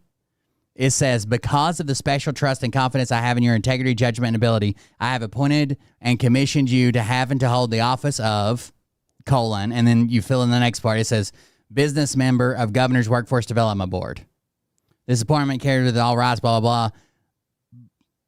But like there was 60 people just on, like I'm sure he fucking doesn't screen every one of them. And it's bipartisan boards. It's not supposed to be political. Quelqu'un dans cette salle that leaves tonight qui est en train de vivre le péché with a sin or a problem you're dealing with in your heart and soul. Peut-être que tu as un problème qui est vraiment dans ton cœur qui te fait souffrir. Because Jesus has the answer. Parce que Jésus-Christ. His wife had an internship under Tim Walz as well. But hell, I know a very far left person that has like a fucking that's doing legal work under Republicans. You know what I mean? Like sometimes you just get interns where you get interns, especially if you want to get into politics. Christ a la réponse, but he may ask a question. Mais il va te poser une question. The Holy Spirit may come to you. Le Saint-Esprit peut venir vers toi. He may come to a man. Il peut venir vers un homme. And say, who's that woman? Et puis il va demander, qui es-tu? Or he may come to a woman. Il peut venir à une femme. And say, who's that man? Before they took down his Facebook, he was sharing a bunch of posts from the Alliance Defending Freedom, the ADF.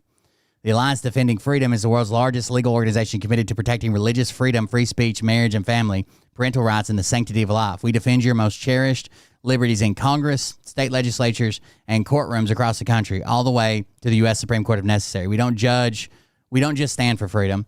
We win. ADF has won 15 victories at the Supreme Court since 2011, and we're winning nearly 80% of all of our cases, but we don't do it alone. When 35 Christian leaders came together to build a ministry that would defend religious liberty and keep the doors open for the gospel, they knew it would take an alliance. Like the body of Christ, the alliance is one body made up. So, like, clearly he's right-wing. I don't even know what Guess was arguing about. He already knows. Dieu connaît déjà. Or he may say, where are you? Il peut te demander, où es-tu? And when God asks a question, mais quand Dieu pose cette question, we And probably getting government funding to do it. need to answer. Nous avons besoin de répondre. And if I'm that man that's doing something with a woman, même si ce que tu as fait avec un homme ou une femme, and the word of God comes to me, et la parole de Dieu vient vers moi, I can be like Cain, je ne peux pas être comme Caïn, and say I don't know, et dire au Seigneur, je ne sais pas, je ne sais pas. But then that's what I get. That's what I deserve if I don't acknowledge God. Si je ne reconnais pas Dieu, c'est ce que je mérite. That's what he deserves. Mais Dieu est en train de lui poser une question. Because he wants to hurt our feelings. Clearly, he's a crazy leftist. Guys, can't you all see this? The Department is working close partnership with state, local, and federal agencies to pursue this active investigation. We are incredibly grateful for their swift and responsible professional response and for the collaboration and commitment of every officer involved. We ask everyone to stay attentive, report anything that feels concerning, and most of all, continue to show kindness, respect, and care for one another. This is how we move forward together. And again, thank you all for being here. And again, I think Mayor Winston said it well that Hoffman family and Hortman family are very much part of our communities, part of our fabric of our communities, and we really wish the families all the best. Thank you. As folks have said, we'll take a few questions. He had clearly planned this out. I don't think because one Democrat voted with Republicans 2 days ago that like suddenly he's like, it's go time. Please don't forget to, in the first question, introduce yourself, your media organization, whom you're with, and if you have a question for a specific individual, call it out. Thank you. Do you have an update on Senator Hoffman's condition? The question was, do we have an update on Senator Hoffman's condition? We don't at this time. The last information we had is that he was out of surgery and was in stable condition at that time, but that certainly experienced significant injuries, so we'll have to continue to monitor that. At least. You said person of interest, so not a suspect? Or is He's a suspect. One and the same for this particular case at this point in time. Okay, so we can say suspect. You can say suspect. At events with the BCCO News, you know this guy is at least affiliated with some sort of security company according to its own website that has highly trained security individuals. Can you speak to the level of knowledge this person might have about using a gun or his different security tactics that might separate him from a typical person walking down the street? Yeah, so it seems like he was trying, I don't know if he did, but he was trying to get like overseas security contracts. He also had like the Red Lion Group or some shit that ran out of money. The question was regarding the sophistication of the individual based on reports that he owned a security company. I certainly can't get into the details of the investigation. That'll all be part of that, and we'll explore all of that. We're aware of the connections that you reference, and the team will be dissecting that between the investigators, Brooklyn Park Police Department, and all of the state, and local, and federal partners that are working on that. Certainly, an individual will have some familiarity if that's the line of work that they're in with some of the tactics that you noted, but we'll be exploring that more fully. One question about the photo that was taken in the cowboy hat and jacket. Is that photo taken today? That photo is today. And is it from a ring camera at the residence of either of our lawmen? The question is it from a ring camera? It's not. This is from a business, so this is at a business location. And there, we believe, as noted, that we believe he was still in at this time. He was in the Twin Cities area, and that we are continuing to work and follow up on that. Maybe he was hit and got somewhere and fucking died, bled out or some shit. He's working to potentially flee the area, and so that's why we're sharing that with that information now so that we can safely apprehend him. Is there a way that you're in touch with the TSA? I know Governor Walz has been in contact with federal guys. You mentioned the FBI. Yep. Our airlines, seeing his pictures, so he doesn't work on. So the question is, are we in contact with TSA? We've been in contact with all of the federal authorities that are relevant to this investigation. We will continue to be. Are you able to share the time and location that photo was taken today? The question is, can I share the time and location? This was this morning when this was taken. It was in the city of Minneapolis. That's at this point, I think, all that we can share as we work to follow up on that. Are there any surveillance or ring camera video from either residence for the shooting station? The question is, there's surveillance or ring camera. We do have various video from different locations. I don't want to get into specifics as part of the active investigation, but there is video that has been obtained by the investigators. Can you talk about some of the locations that you guys are working on? Green Island, Fremont, and So, yeah, we can. The question is, can we talk about some of the other locations? Because our teams are very active as part of an active investigation, I can't talk about the specifics. What I will tell you is the two locations you noted in Minneapolis and in Green Isle, they are related to this investigation and the follow-up that the teams are doing. I'm going to read it down, and then we're going to have one more question. Can you talk a little bit more about the manifesto and what kind of motivation it might be? We're told that it's pro-choice of longing for guns manifesto, and that is anything to do with motivation here? At this point in time, it'd be premature. The question was, is the manifesto and the information that we have received as their motivations. We are working diligently on that. There's certainly some indications within that, but there's not specifics enough. We have been, this is a very active and fluid investigation. Throughout the day, as you've been waiting, and these teams have been out working out in the field, and they have been gathering more documents and information, so it would be premature for me at this point to really say exactly what the motivation might be from these writings, but we will be continuing to work on that and provide that information when we're able. Did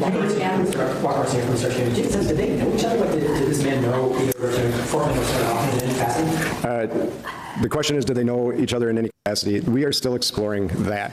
There's certainly some overlap with some public meetings, I will say, with Senator Hoffman and the individual, but we don't know the nature of the relationship or if they actually knew each other. Right, thank you. Economy is suffering. It's fucking crazy. It's a crazy story, isn't it? Here's another video of him preaching. Because this 7 ball. Let's see what this one is. Hold on. In Africa, I believe. Sounds like the last interpreter was speaking French, maybe? Parce que là, je peux compter Yeah, that's what it sounds like. début à une fin. Now in Kinshasa, I look at the Congo River. Quand j'étais à Kinshasa, je regardais la rivière, le fleuve Congo. Now imagine all the water is gone. Maintenant, imaginez que tout l'eau qu'il y a là est And, partie. and instead of waters, it's filled with. Oh, wait, a new update. 6:15 p.m., Mitchell Regional Public Safety Dispatch in South Dakota issued a be on the lookout for a maroon Buick at 4:35 p.m., saying the driver is a person interested in the events that happened in Minnesota today and may be traveling with a person that was involved in the homicide considered armed and dangerous. So he might have somebody that drove him out. It says it looks like Vance Bolter may be traveling in a maroon Buick and could potentially be in South Dakota now. Holy shit. Soccer balls. Et on remplace cette eau par des ballons de foot. Millions and billions of soccer balls. On remplit de millions et de millions de ballons de foot à And that line of soccer balls flows from Kinshasa all the way to Mwanda. Et ça continue jusqu'à Mwanda.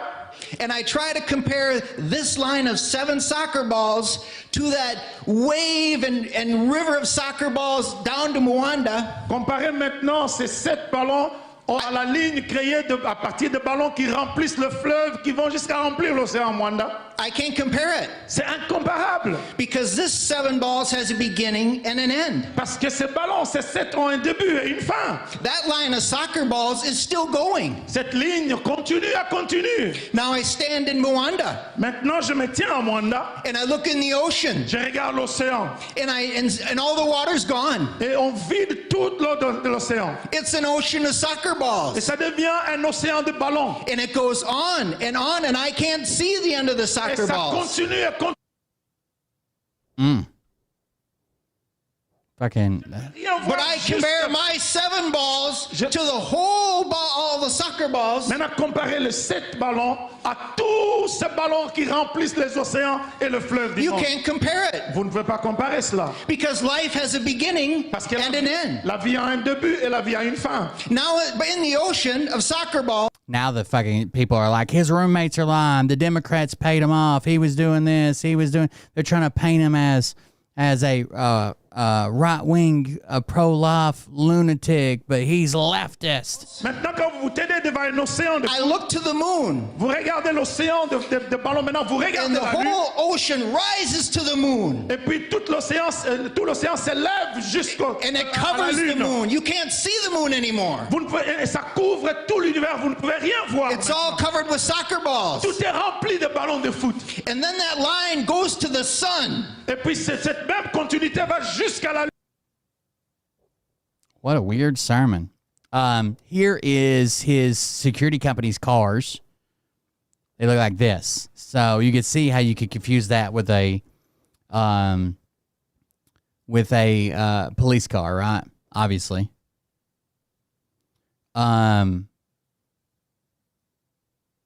So Trump's an election and we protest democracy. How does that make sense? That's not a sentence. And then here are supposedly the No Kings flyers. It looks like somebody wrote it with a fucking Sharpie. Like, what is that?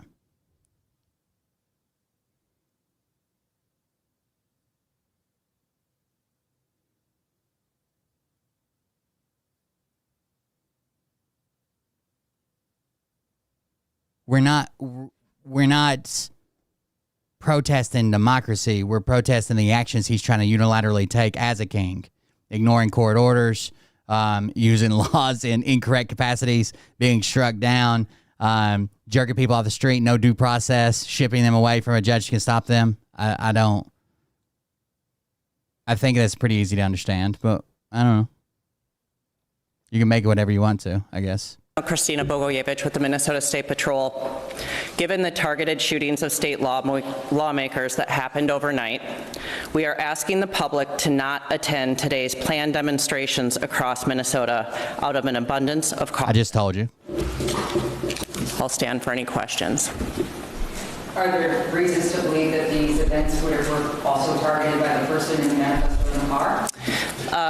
We don't have any direct links. However, there were some flyers that said no kings within the suspect vehicle. And as we know, the planned events throughout the state of Minnesota today. They thought he might be targeting the No Kings protests. Potentially. The status of the suspect. I don't have any information on the ongoing investigation right now. On the list of targets, for lack of a better term, are all of the people on the list, have they all been notified, and do they have law enforcement presence with them? Again, that is part of the investigation right now, so I'm not going to answer those. Thank you. So, I'm sorry, as I mentioned, we're getting to investigate. The house looks nice. I don't, obviously I don't know the neighborhood. The house looks nice. I saw a picture of the house. I'll leave that to Superintendent. Yeah, and good afternoon again, everyone, or good morning. Drew Evans, Superintendent of the Minnesota Bureau of Criminal Apprehension. Superintendent, Yeah, we know some of those people. They're like, yeah, he probably shouldn't be testing the court in those ways, or ignoring them, or pretending like we actually won that unanimous vote in the Supreme Court. Quiet out there so everybody can hear. Thank you. What I wanted to note, though, is part of this, the references, the individual that is a person of interest that we've talked about, or individuals, are not in custody at this time. And so the reference materials that were inside of the vehicle that we saw, we have no understanding that any of the No Kings events would be targeted, but we also find it of interest to the public that these would be in there, and we want to alert everybody until we do that. Because this is such an active investigation with information not knowing right now, we feel it's an obligation to all of you. I'll just show, hold on. Let's see. This is the house. I mean, that's a nice looking house, a big ass yard. Or at least I'm sure they took this picture from the road, but it could still be in the ghetto. I'm not saying it's not. I don't know anything about anywhere in Minnesota, but and the public across the state of Minnesota to alert you of it, and that's why the colonel made the notation of recommending people don't go today. But the individuals are not in custody yet, and so we want to make sure, as that very active manhunt is underway and continues, that we make sure that we're sharing that, and that's part of why we're making the recommendation. As to that investigation and the list, I've been to Minnesota once. I was actually working in Iowa, Mason City, Iowa, and we went to Minnesota. To the Mall of America. We are working through that now and talking to individuals, and we'll continue to. What I would say with the list is there's a large number of people. That's all I can say about it. We will work through all of that, what the motivations of this are, and we'll provide that as you can. This is really a public safety announcement for everybody so that we can make sure people are informed and make safe decisions throughout the day. That was another. A Facebook profile under the suspected shooter's name was briefly viewed by Wired before it was taken down. His profile had shown him liking several evangelical missionary organizations, as well as pages honoring Reinhard Bonk, a German Pentecostal evangelist known for missions in several African countries, and Smith Wigglesworth, a British evangelist who was influential in the Pentecostal movement. He also liked the Alliance Defending Freedom. You know, I don't know that this has to do anything with the the New Apostolic Reformation, but there are groups of Christians that believe it is their mission to go to Africa to speak the gospel, just to, they believe that Jesus can't come back until everybody's had a chance to accept Jesus and repent. So they believe that there are people in some parts of the world that have never heard of Jesus. So their mission is to go there, bring them the word so Jesus can come back. I don't know if that's anything to do with the Seven Mountains mandate, But there are people like that. He also liked the Alliance Defending Freedom, a conservative legal advocacy organization known for its hardline stances against abortion and LGBTQ rights. Such a Democrat. That mask is, here's even a creepier photo. That mask is the creepiest part of the whole thing. Look at that. That's creepy as fuck, dude. Which I guess if you wake up, you're half asleep. You know, you can't fucking tell. Did he force his way in? Did they open the door? There's a lot that still has to come out.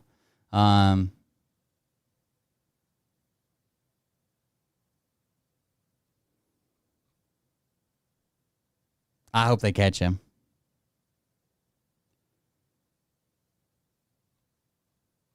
That's horrible. And apparently he had 60, 70 names, including abortion clinics. Like, the fuck did he have going on?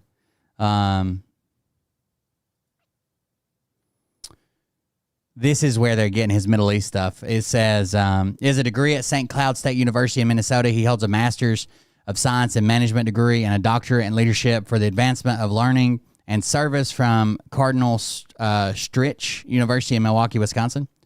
Dr. Bolter has worked full-time for some of the largest companies in their field, such as Nestle, Del Monte, Tesoro, Marathon, Speedway, and 7-Eleven. So older millennial was trying to make this point. Like, he goes from working at a 7-Eleven to owning a security company. It seems like he was in management in a lot of these companies. And then he said that he was looking to go back into food service potentially on his LinkedIn from an older post. Anyways, he has worked in operations, technical services, quality service, and continuous improvement. Dr. Bolter has experience in Eastern Europe, the Middle East, and Africa. He currently lives in Minnesota with his wife, Jenny, and their children. It's all a big government conspiracy now that he's been overseas, I guess. Yeah. The No Kings flyers are weird. He's a weird dude, man. It's almost like anybody that would go and do this is a weird motherfucker, but whatever. It's sad. I fucking go in there and kill them and their fucking spouses and fucking shut their dog at one of the places. Let's see if anybody else got anything. Boelter.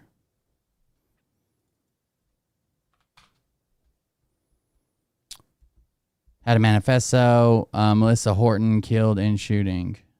State Representative Melissa Horton ahead of lawmaker shootings. I think we might have already seen this one, but. They do not want him to leave, but that is what we're learning about this manifesto. You mentioned it is not a one-page, a couple lists here, but again, not just lawmakers, which is terrifying in and of itself that there are lawmakers on there, but not just lawmakers. So who is on this list, and what does that mean? What does that give us? What insight does that give us? That's part of the investigation. A little bit interesting too, just kind of sidebar. It's not like abortion's been in the news lately, you know. So interesting that it appears that this is an issue for the suspect right now, when that's not even been in the news or talked about lately among lawmakers or anyone else. So.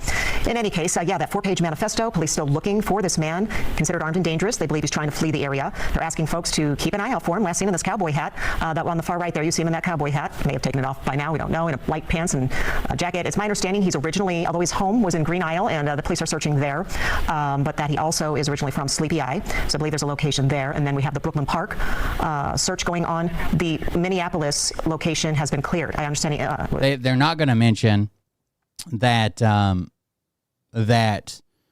Hortman was also a vote that upheld, that stopped a GOP abortion block, of course.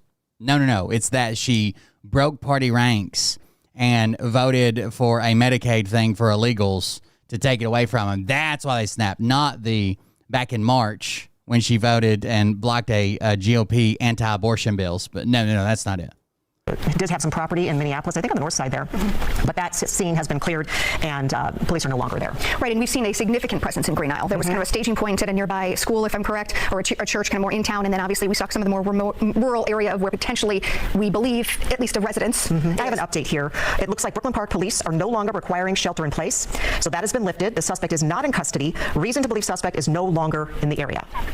So again, the Brooklyn Park shelter in place lifted as they believe the suspect has left that area. We're going to go now to Corin Hoggard, who was just at the news conference where they kind of gave an update on the situation. Corin. Hey, Karen and Kelly. Yeah, I do have one update since that press conference, and that is from the governor's office, which they say that he is continuing to monitor the situation from the State Emergency Operations Center. We heard from him briefly early this morning, and he. So here's a statement she actually made. The Melissa Hortman. It says this is from earlier this year, March. The bill would weaken access to comprehensive reproductive health care in our state. In Minnesota, we trust women to make their own health care decisions.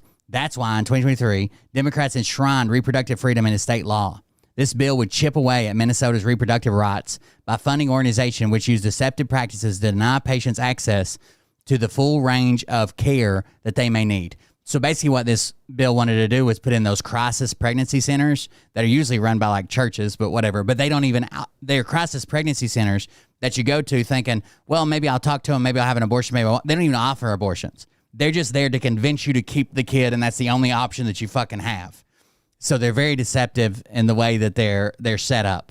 And she was a champion in shutting that down. This guy's entire mission seems to be focused on anti-abortion. You don't think this would set him off? No. It was that she broke Democrat Party lines and voted a couple days ago against Medicaid, state Medicaid, because he's a crazy leftist. Weird. Kind of walked out pretty quickly after an emotional statement, and this is Melissa Hortman's a very close friend of Governor Walz, but he is still here and monitoring the situation. You mentioned he's spoken to Vice President Vance to thank the federal coordination and all that. But yeah, the update here, you guys have given pretty much all the details here. But we're looking at this photo, and I think Karen, you mentioned it to me in a text, but it looks like Vance Luther Bolter there has something in his left hand. It's kind of hard to determine exactly what that is. And he gunned down at least 2 people at this point, injured at least 2 more. But I'm not sure that looks like a gun. So still trying to figure out exactly what he's carrying around at the point that they take that photo, clearly from somebody's ring video or surveillance video around the house. They wouldn't reveal exactly where. They did, as you mentioned, speak about a couple of the other... Well, obviously he had a gun. He shot the people, right? Locations where they are searching, trying to gather evidence or trying to find him himself. No evidence that he has taken another vehicle or anything other than, getting away on foot. But that 3-mile radius, it's been at least 6 hours looking for him in a 3-mile radius and no sign of him to this point. So, at least an inkling that potentially he got outside of that radius, and now they're worried about, communicating with TSA and making sure he doesn't get on a plane, or, if he does get a vehicle, drive out of the state and out of the country. Who knows? Or try to carry out more of what he had intended to do with, that manifesto listing, people who support abortion rights, and maybe he had other lawmakers or other non-legislators in mind to target before he went somewhere. So again, like a lot of the Democratic lawmakers especially, I've talked to Republicans as well, but not as many, they're very scared and they're staying inside their homes. And we heard from Senator Abler about how, he's had law enforcement outside of his house since very early this morning, and that's the case for a lot of them, but that's kind of, putting them in a box and keeping them scared as well. So they're very concerned for their safeties, and rightfully so, given what happened this morning. Corin, yeah, we've been talking about it all day today. That right out the gate, they reached out to lawmakers and said, reach out to your local officials. We will be there. Are you hearing that they are still? I'm reading through Guess's rantings on Twitter right now. He says, I do not think many conservatives would own and operate a global security companies in the Middle East, West Bank, Gaza, and the Congo. Why?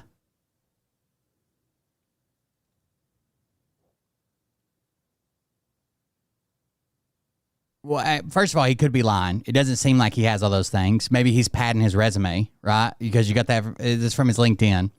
But secondly, why can't the owner of a security company that operates overseas be conservative?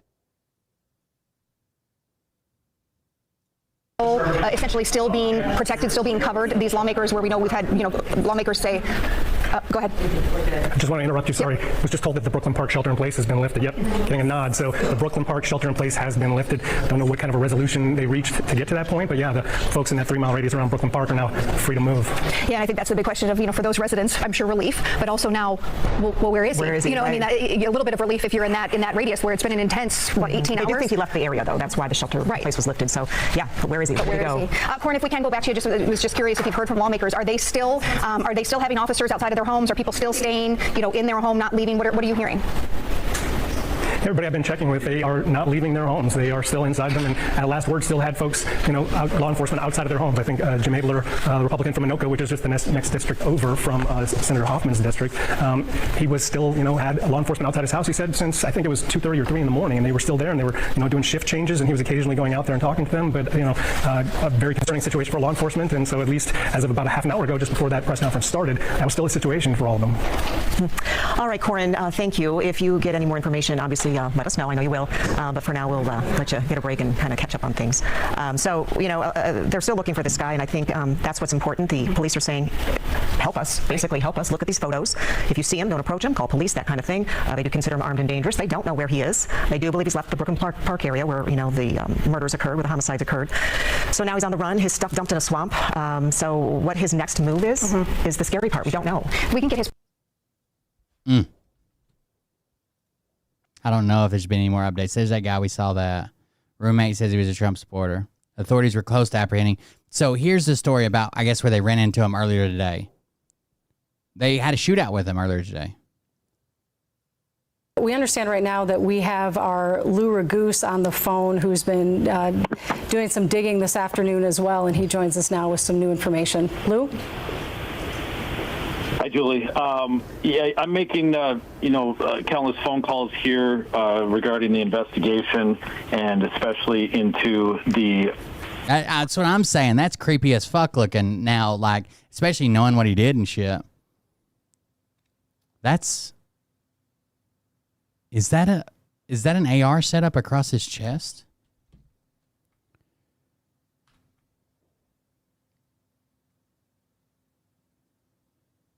Maybe I'm seeing things. Yeah, I might be. I can't make it out. Person of interest here, Vance Belter, and late this afternoon, within the last hour and a half, authorities thought that they were close to getting him. There was a report that he may have been in North Minneapolis, and Minneapolis police assisted with a search in that area, but they did not find him. So he is still at large at this hour. So I'm sorry, I missed what you're saying. That they felt they were close, but then the opportunity slipped away? He wasn't there when they got to the area that they were hoping that he was going to be, and Minneapolis police helped the other authorities with a search in Minneapolis. So basically, the way I understand it is that they went to one lawmaker's house. They got there, they were dead. Okay, husband and wife shot, maybe not dead, but let's say they were shot. So they said, "Oh shit, there's another lawmaker that lives close to here. We should preemptively go there and check." And some other cops went there. When they got there, he was coming out like this, like a cop. Okay, he come out the front door and immediately opened fire on the real cops. They fired back. He went back into the house. They tried to make entry or waited on people or whatever. And in that time, he went out the back door and left. And that's where he left his police SUV. Give me a second here to get back to the street where this took place.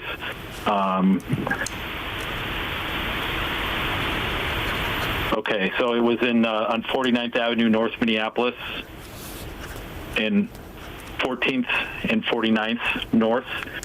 In that area, there was a search that Minneapolis police helped conduct. Authorities were hopeful at that time. Oh, yeah, the guest has a real hard on for Tim Walz. Fucking goddamn. Would find him, but he was not found as a result of that search, and as of right now, he has not been caught. And I know you're in the dark as much as we are on this, but did your law enforcement source have any insight into what that property was or its connection to him? No, none of those details yet. We had received a tip that there was potentially a SWAT type situation at that address. And it's unclear if it actually is an address or a vacant lot, because when I pull it up, it pulls up as a vacant lot. But when I look further into that through sources, it appeared that they were hopeful that they might be able to find him there, and they were unsuccessful. And so that's 49th Avenue North in North Minneapolis. And that's where there at least was information that they might be able to find him, and they were unsuccessful in that. Yeah, and we'd heard SWAT vehicles were arriving on the scene. It all sounds like that's what was unfolding not that long ago. That would have been, like an hour ago or so? Yep, that's right. So this man's still on the loose that you see on your screen, those pictures released by law enforcement. Lou, did you happen to see the picture of him released by the FBI where it looks like he's wearing the mask? Yes, and I'm getting some clarification on that right now to confirm that picture was taken by a security camera this morning, as it appears, and if that is a mask that he's wearing at the time that he goes in. A couple other interesting details about him. His wife and he own a security company. On the webpage for that security company, you see an SUV that the company owns for their security, which resembles a law enforcement vehicle with a light on top, very similar. And they have lived in Shakopee in the past, in Grove Heights, and in 2023 they bought a home in Green Isle, Minnesota, and that's where we've been reporting the searches have been ongoing. Oh, that's interesting. We saw the Shakopee property and that he'd owned it, but it appears he potentially sold that and bought the one in Green Isle, and that's why they both were listed. Lou, actually, in between there, he actually lived in Inver Grove Heights as well. Okay. So he, after in 2023, he moved from Inver Grove Heights, Alameda Avenue there, to Green Isle. Lou, I hate to ask you a question that maybe you don't know the answer to. I'm not trying to put you on the spot, but has anyone confirmed for you where his wife is today? Do we know her location? No, we do not, and I've been trying to reach her as well. So her phone is currently off, and I have received no reports of where she's located right now.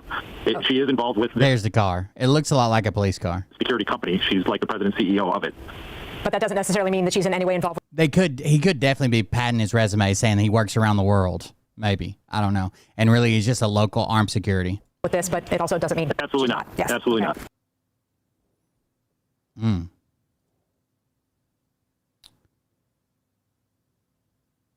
That's insane, dude. It's creepy as fuck. Let's see what this one is. We just don't know. I don't know if police know that at this point or not. I believe we have Corin Hoggard now, who is kind of in at the command center. That is where the governor is monitoring the manhunt that's ongoing here. I believe the governor's kind of an area behind you there, Corin. Bring us up to speed. Karen Kelly, he has been just over there getting updates throughout the day, but as of 5 minutes ago, he just took off.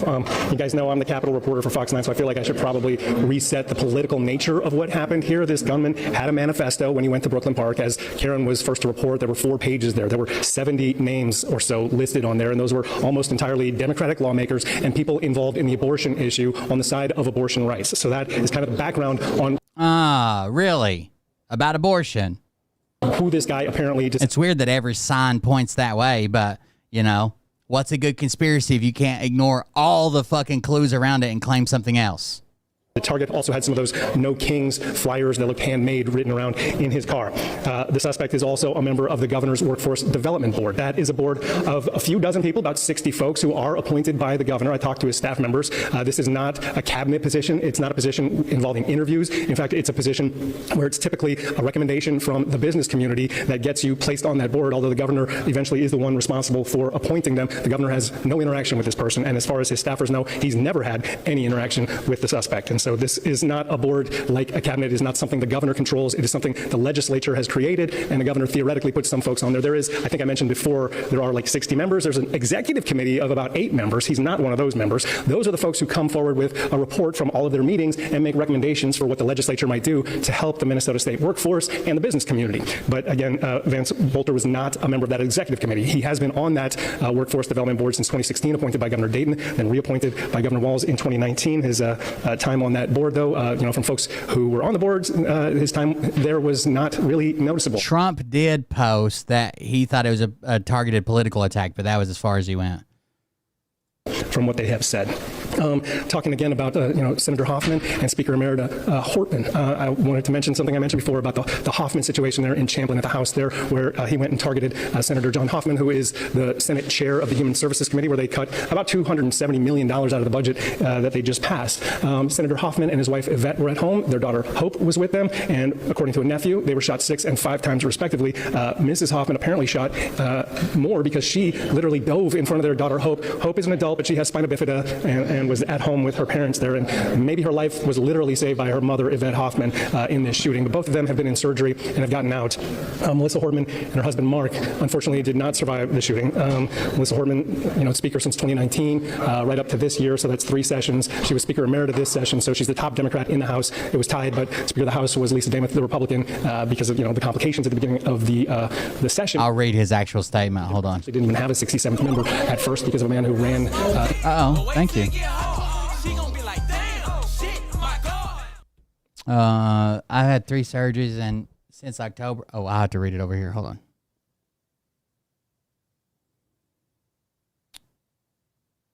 So let me figure out where I put it first. Bum ba dum bum bum bum ba dum bum bum.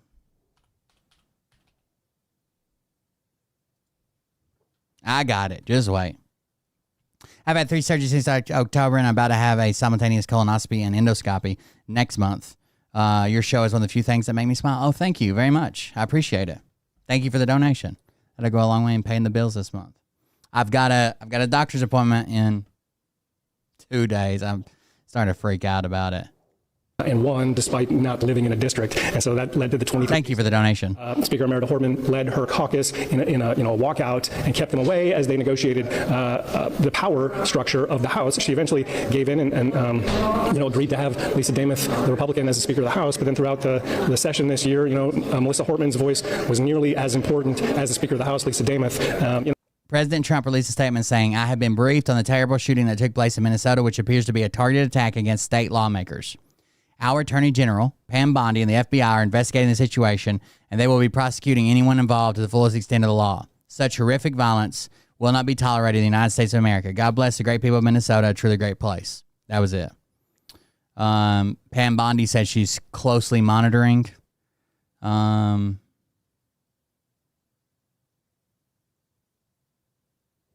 There you go. Throughout her career. It's called a CMP exam for VA disability. It's just tough to go through, to tell them all what's going on, how I feel, I know it seems like I come on here and I'm doing fine, but on here I'm sitting in a room, right, a tiny room by myself or whatever, just talking to a fucking screen. It's the public shit that I can't do anymore. It's just, it's getting overwhelming. Here, just 21 years in the legislature, just widely recognized as just a superb. So Hortman and her husband passed away. Hoffman and his wife are in recovery, but seem to be touch and go. Good luck on the colonoscopy. It's not so bad. There you go. Yeah, I hope it works out for you. Legislator. I witnessed her for 3 years as a superb communicator, a great negotiator, a strong leader, occasionally a humorous person, but very serious as well. Sometimes, very cunning, but sometimes just warm as could be. And, over the course of maybe 100 conversations, I don't have a friendship with her, but I definitely had a relationship with her. And she was definitely somebody who cared about the job that she did. She cared about, the media, making sure that they could do their job. And she cared about her community. And I think you heard that reflected in the voices of Republicans we've talked to throughout the day, including former Representative Pat Garofalo, who said she'd probably be, she'll go down as the most influential speaker in the history of Minnesota, and that is saying something. Over the course of 94 legislative sessions, with her as Speaker for 3 and Speaker Emerita for 1, that's a huge compliment to her work in this legislature. And I don't know what more to say about her. She was everything that you probably wanted in a legislator, especially if you're a Democrat. But even if you're a Republican, you respected the work she did. Corn, I know you're at that Blaine Command Center. You've been there for hours now. Are we expecting another update tonight? Is it only if there's an update to give? What are you hearing? Yep, there are no planned updates. However, they're still here for the most part monitoring the situation. As I said, the governor left about 8 minutes ago, but if there is a major development, they'll come back out here. They will give us about a 30-minute heads up. And I think you can guess what a major development is as far as they're concerned. So that's the only situation. Yeah, like going over it and like reliving it sends me into a spiral for a few days. It sucks, but it's the only way to do it. Like I wait way too long between trying it. I probably should be talking to them. There's a lot of veterans that do it like every year to see if, where they stand. Has it gotten worse, gotten better, whatever. But I push it way too fucking long. I should have done it goddamn fucking 10 years ago, but I didn't. So here we are. In which we're going to get a press update here, but not planned to do anything else here. They kind of came out here a couple of times, once to set the scene and one more time because they had some critical information that they wanted to share about the suspect and try to get him out there with that identification, some of those photos. And then later they'd come in and out just like not on camera, but to give us mini updates like, hey, the FBI has set up that $50,000 reward, or hey, Senator John Hoffman is, expected to survive. Little tidbits like that. But never had your colon blown before? Yeah. Usually you got to pay extra to have it blown. Even the press conferences that we had were relatively brief, and some of us in the media were commenting on, wishing we had a chance to ask more questions. But it's one of those situations where, the investigation by the BCA, DPS, et cetera, they probably don't want to reveal too much. So that, in case, this guy. All right, let's see if this video is funny. It says it is. Let's see. This is a helicopter pilot flying around the No Kings protest. Let's see what it is.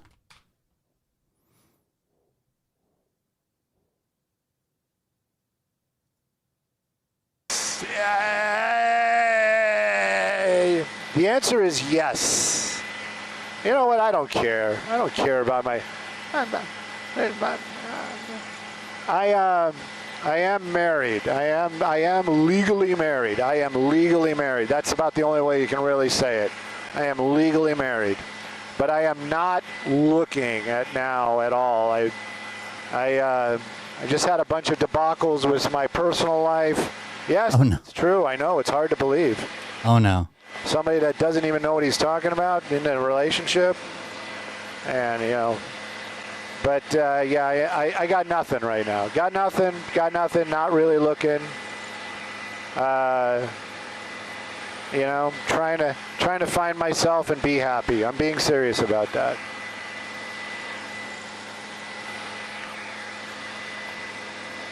I want to be beholden to no one at this moment.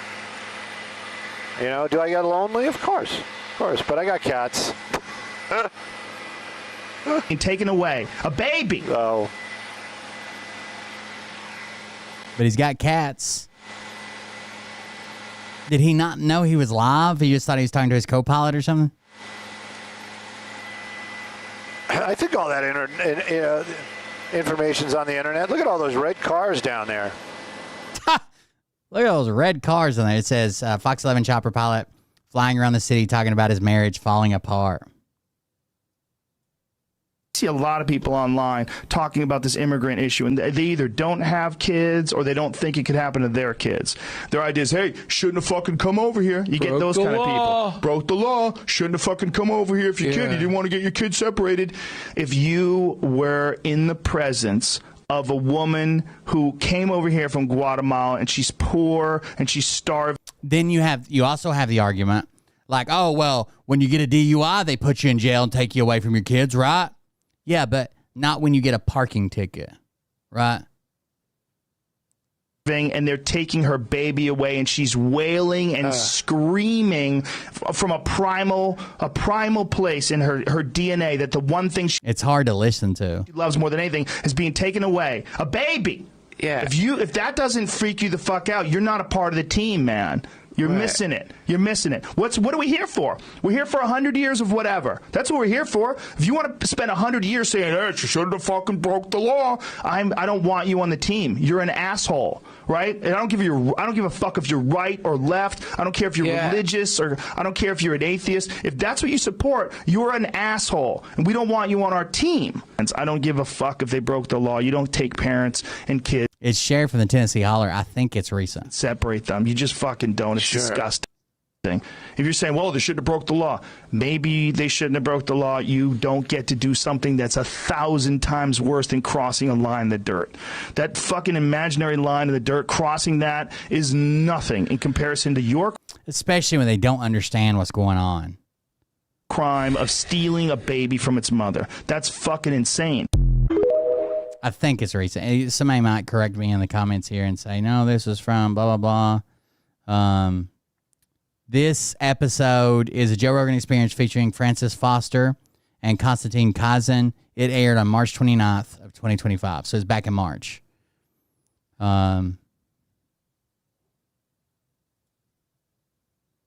that shit fucking wild, dude. To hear people, they don't understand what's going on. You're fucking dragging families. God damn, it's crazy.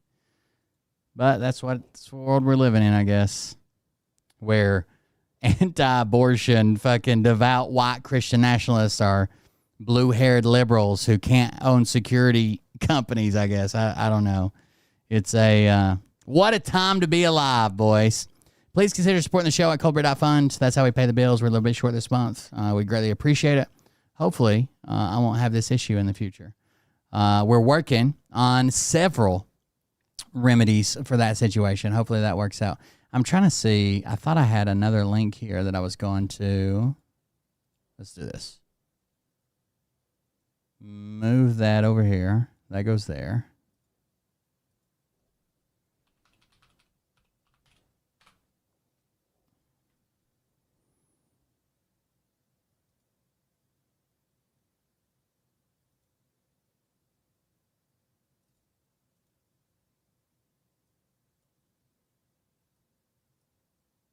Show you what I mean. You've probably heard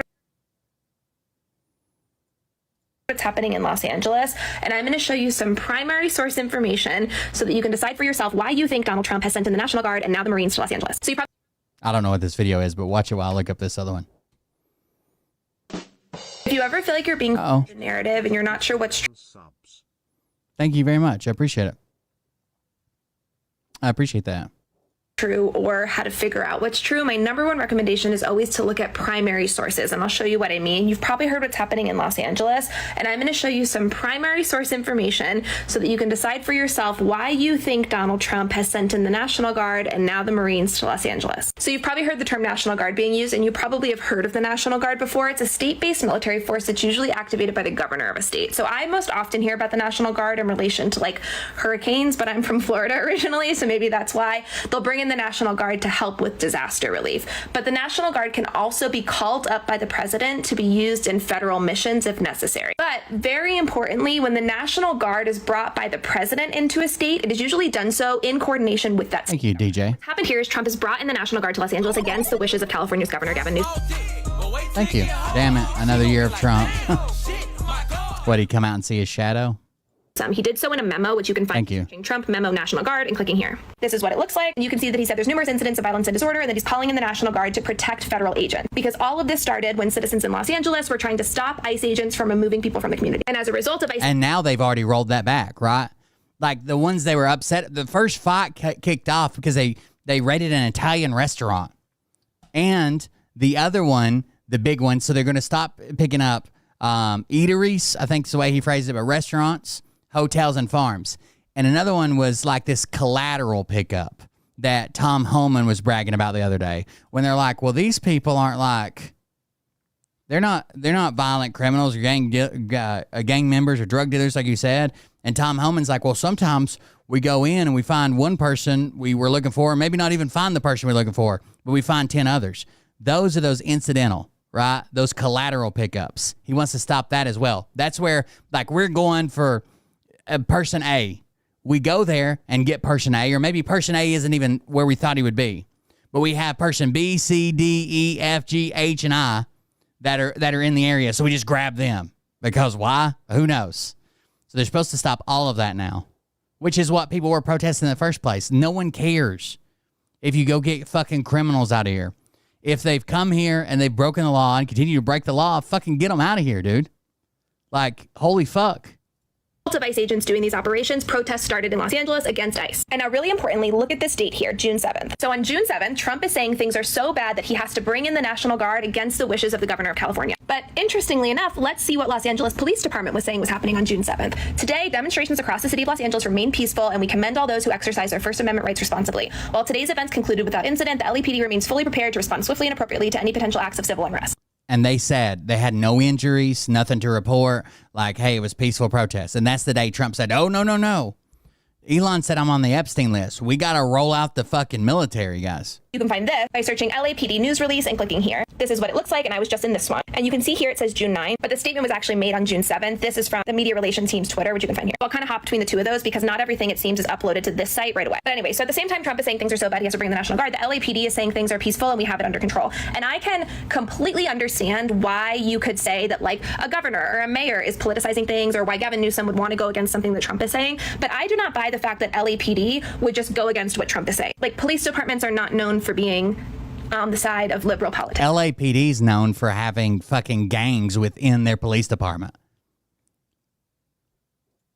Is what I will say. But you can believe what you want about that. That's the National Guard. Next up, coordination between... Thank you, Jilly's mom. I saw another donation. Thank you. They were needed because LAPD was not responding appropriately. This is a truth from Trump. which I know I say I like source material. This is a source material. This is a direct quote. It's not an article about what Trump said. It is what Trump has said. And he's saying officials in Los Angeles are lying and saying that they're not needed and that they're peaceful protests, but we were needed. This is amongst many other statements about it. Now, what does LAPD have to say about it? This is this one. Contrary to the claim that LAPD delayed its response for over 2 hours, our personnel mobilized and acted as swiftly as conditions allowed. So they're saying we responded appropriately. We have this under control. Well, thank you. Rob P. Buy 5 6-packs. So this could be a really big deal. If I get the rating that I want to get, they're going to owe me like a shit ton of back pay. Like, not like a new house in back pay, but like a good used car in back pay. That's a big deal to me.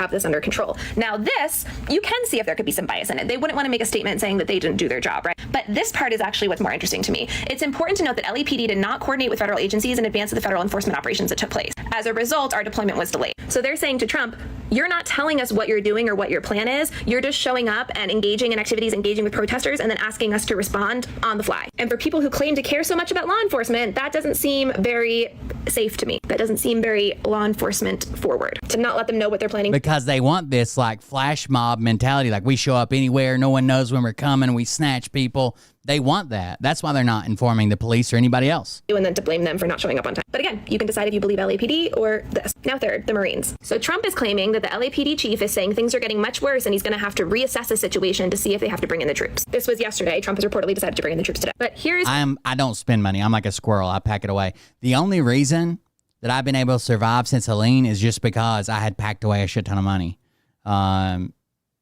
Hid some cash, put some in a bank account, and because we've really been like I guess upside down since Helene happened, and then we've just been living off the extra, and that's finally ran out. But hopefully this fixes it all. Here's what Jim McDonnell actually had to say about it. The LAPD has not received any formal notification the Marines will be arriving. However, the possible arrival of federal military forces in Los Angeles, absent clear coordination, presents a significant logistical and operational challenge for those of us charged with safeguarding the city. The Los Angeles Police Department, along with our mutual aid partners, have decades of experience managing large-scale public demonstrations, and we remain confident in our ability to do so professionally and effectively. Does that to you sound like the statement of someone who is trying to assess whether Donald Trump needs to bring in the Marines? And Trump himself is saying he's highly respected, and he is saying, yet again, we have this under control. So I am not saying that protests can't turn violent. I'm not saying that there's no civil unrest happening. We see the footage. But what I am saying is that Trump's narrative of liberal California is not doing anything, they don't care about stopping violence, they're not going to do anything. It's a lie. It's just, he just wants to send the military in. The National Guard, we need to bring in the Marines, we're going to protect you when they can. Does not seem to hold up when you look into it further. So as always, when you see loaded things like this, when you feel like you are trying to be persuaded by someone to think a certain way, always do your own research and always say no to clickbait. All right, I got a couple more for you before we go. Here's this. I guess I should have done this at the first of the show. Now it's after midnight. Damn it. I missed it. Happy birthday, King Trump. Happy birthday, King Trump. Happy birthday, happy birthday, happy birthday, King Trump. Ah, look how confused the woman on the right looks. Happy birthday. Did you not tell her the words? Happy birthday, King Trump. Happy birthday, happy birthday, happy birthday, King Trump. Bah, bah. So there's that one. And then I would like to put this out there since it is after midnight. This is the one I needed to play after midnight. And this is just a very special Happy Father's Day to the one and the only. Put the panties off on the dance floor. I ain't got no panties on, ain't got no panties on, I ain't got no panties on the dance floor. I've said that if Ivanka weren't my daughter, perhaps I'd be dating her. You know? Stop it! Oh, it's so weird. Put the panties off on the dance floor. I ain't got no panties on, ain't got no panties on, I ain't got no panties on the dance floor. I've said that if Ivanka weren't my daughter. Tell me anybody else could act like that with their daughter and someone wouldn't call them out. Especially like the people that claim to support him, right? They're the everybody's a pedo. I can't believe they said that. You're a pedo. They just wildly accuse people of it. Like, right? Put the panties off on the dance floor.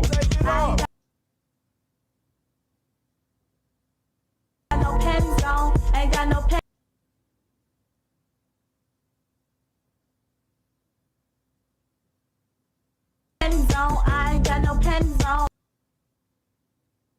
What the fuck is he looking at?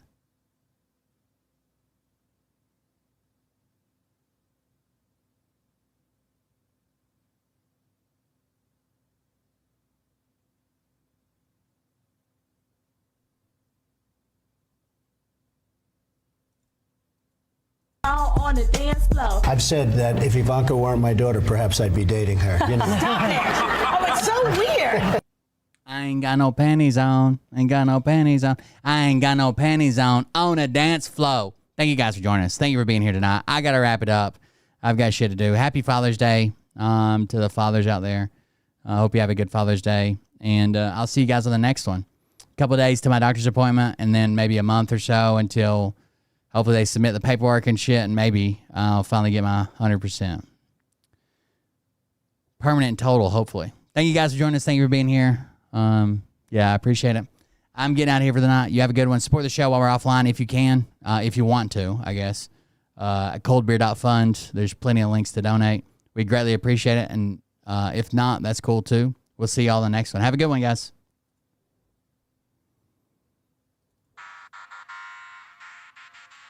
Somebody try to find the Twitch channel I got lost, suspended, or whatever. Have the fork I like to see what I used to get up to. Shenanigans. by name and tell them exactly who they are and tell them the rest of the world who they are. You don't have the fork and balls. You don't have the balls. Okay, Scott. Here we go. I think I started some shit. Listen off, it's about to get lit. Get the place in the best. You know that stage is set. You better buckle up. If I get that off my plate, that'll more than enough pay for my life as it is right now. If I get that off my plate, I feel like I'll have the mental capacity to really pour more into the show and videos and shorts and do more streams and Patreon shit and get everything going. Right now, I'm just so fucking stressed out all the goddamn time. Praise the Lord. I feel like I'm gonna fucking have an aneurysm. Profit to profit off of gossip. Worshiping drums, cocking, begging for a throat deposit, swinging for Or go postal, one of the two. Probably postal. just like he's King Kong, starving for attention. This is a song somebody wrote specifically for the show. I can quench that thirst. It's called Ain't Seen Nothing Yet, by a guy who used to be a fan of the show named Jay Reese. Laying on his desk, a retard in a vest, climbing up 5G towers, cause you told him if he did, he'd get fucking superpowers. Actually, my laugh is sampled in the song. Piss him off, it's about to get lit, get the place in the best, you know that stage. And the intro song is called Kill It Anyway. And you can find it by looking up Stream Beats. It's about to get lit, get the place in the best, you know that stage is set. You better buckle up, cause you ain't seen none yet. I used to find clues too when I was high on shrooms. I found myself a tunnel that led to Jason Q's bedroom. Open his closet, I found some of his meat rockets. I strapped them to my shoes and then I flew through the roof. I found myself in orbit strapped to an F-16. High on amphetamine, with Trump in between. Put on a light coat of baby oil and saluted the troops. I used to have a copy of it on YouTube that you could get this song right here. But I think that channel was, that YouTube channel was taken down a long ass time ago. Seriously. Like years ago. An alcoholic. Give me a... I've never lost a Twitch channel, like, despite what people say, but I've lost like 4 YouTube channels. It's about to get lit, get the place in the best, you know that stage is set. 5 YouTube channels? A bunch of YouTube channels, I can't remember. Seen none yet. Here we go, I think I started some shit. Piss him off, it's about to get lit, get the place in the best, you know that stage is set. You better buckle up, cause you ain't seen none yet. Round Good night, guys. down goes Nino. Please say it isn't so. Got him back to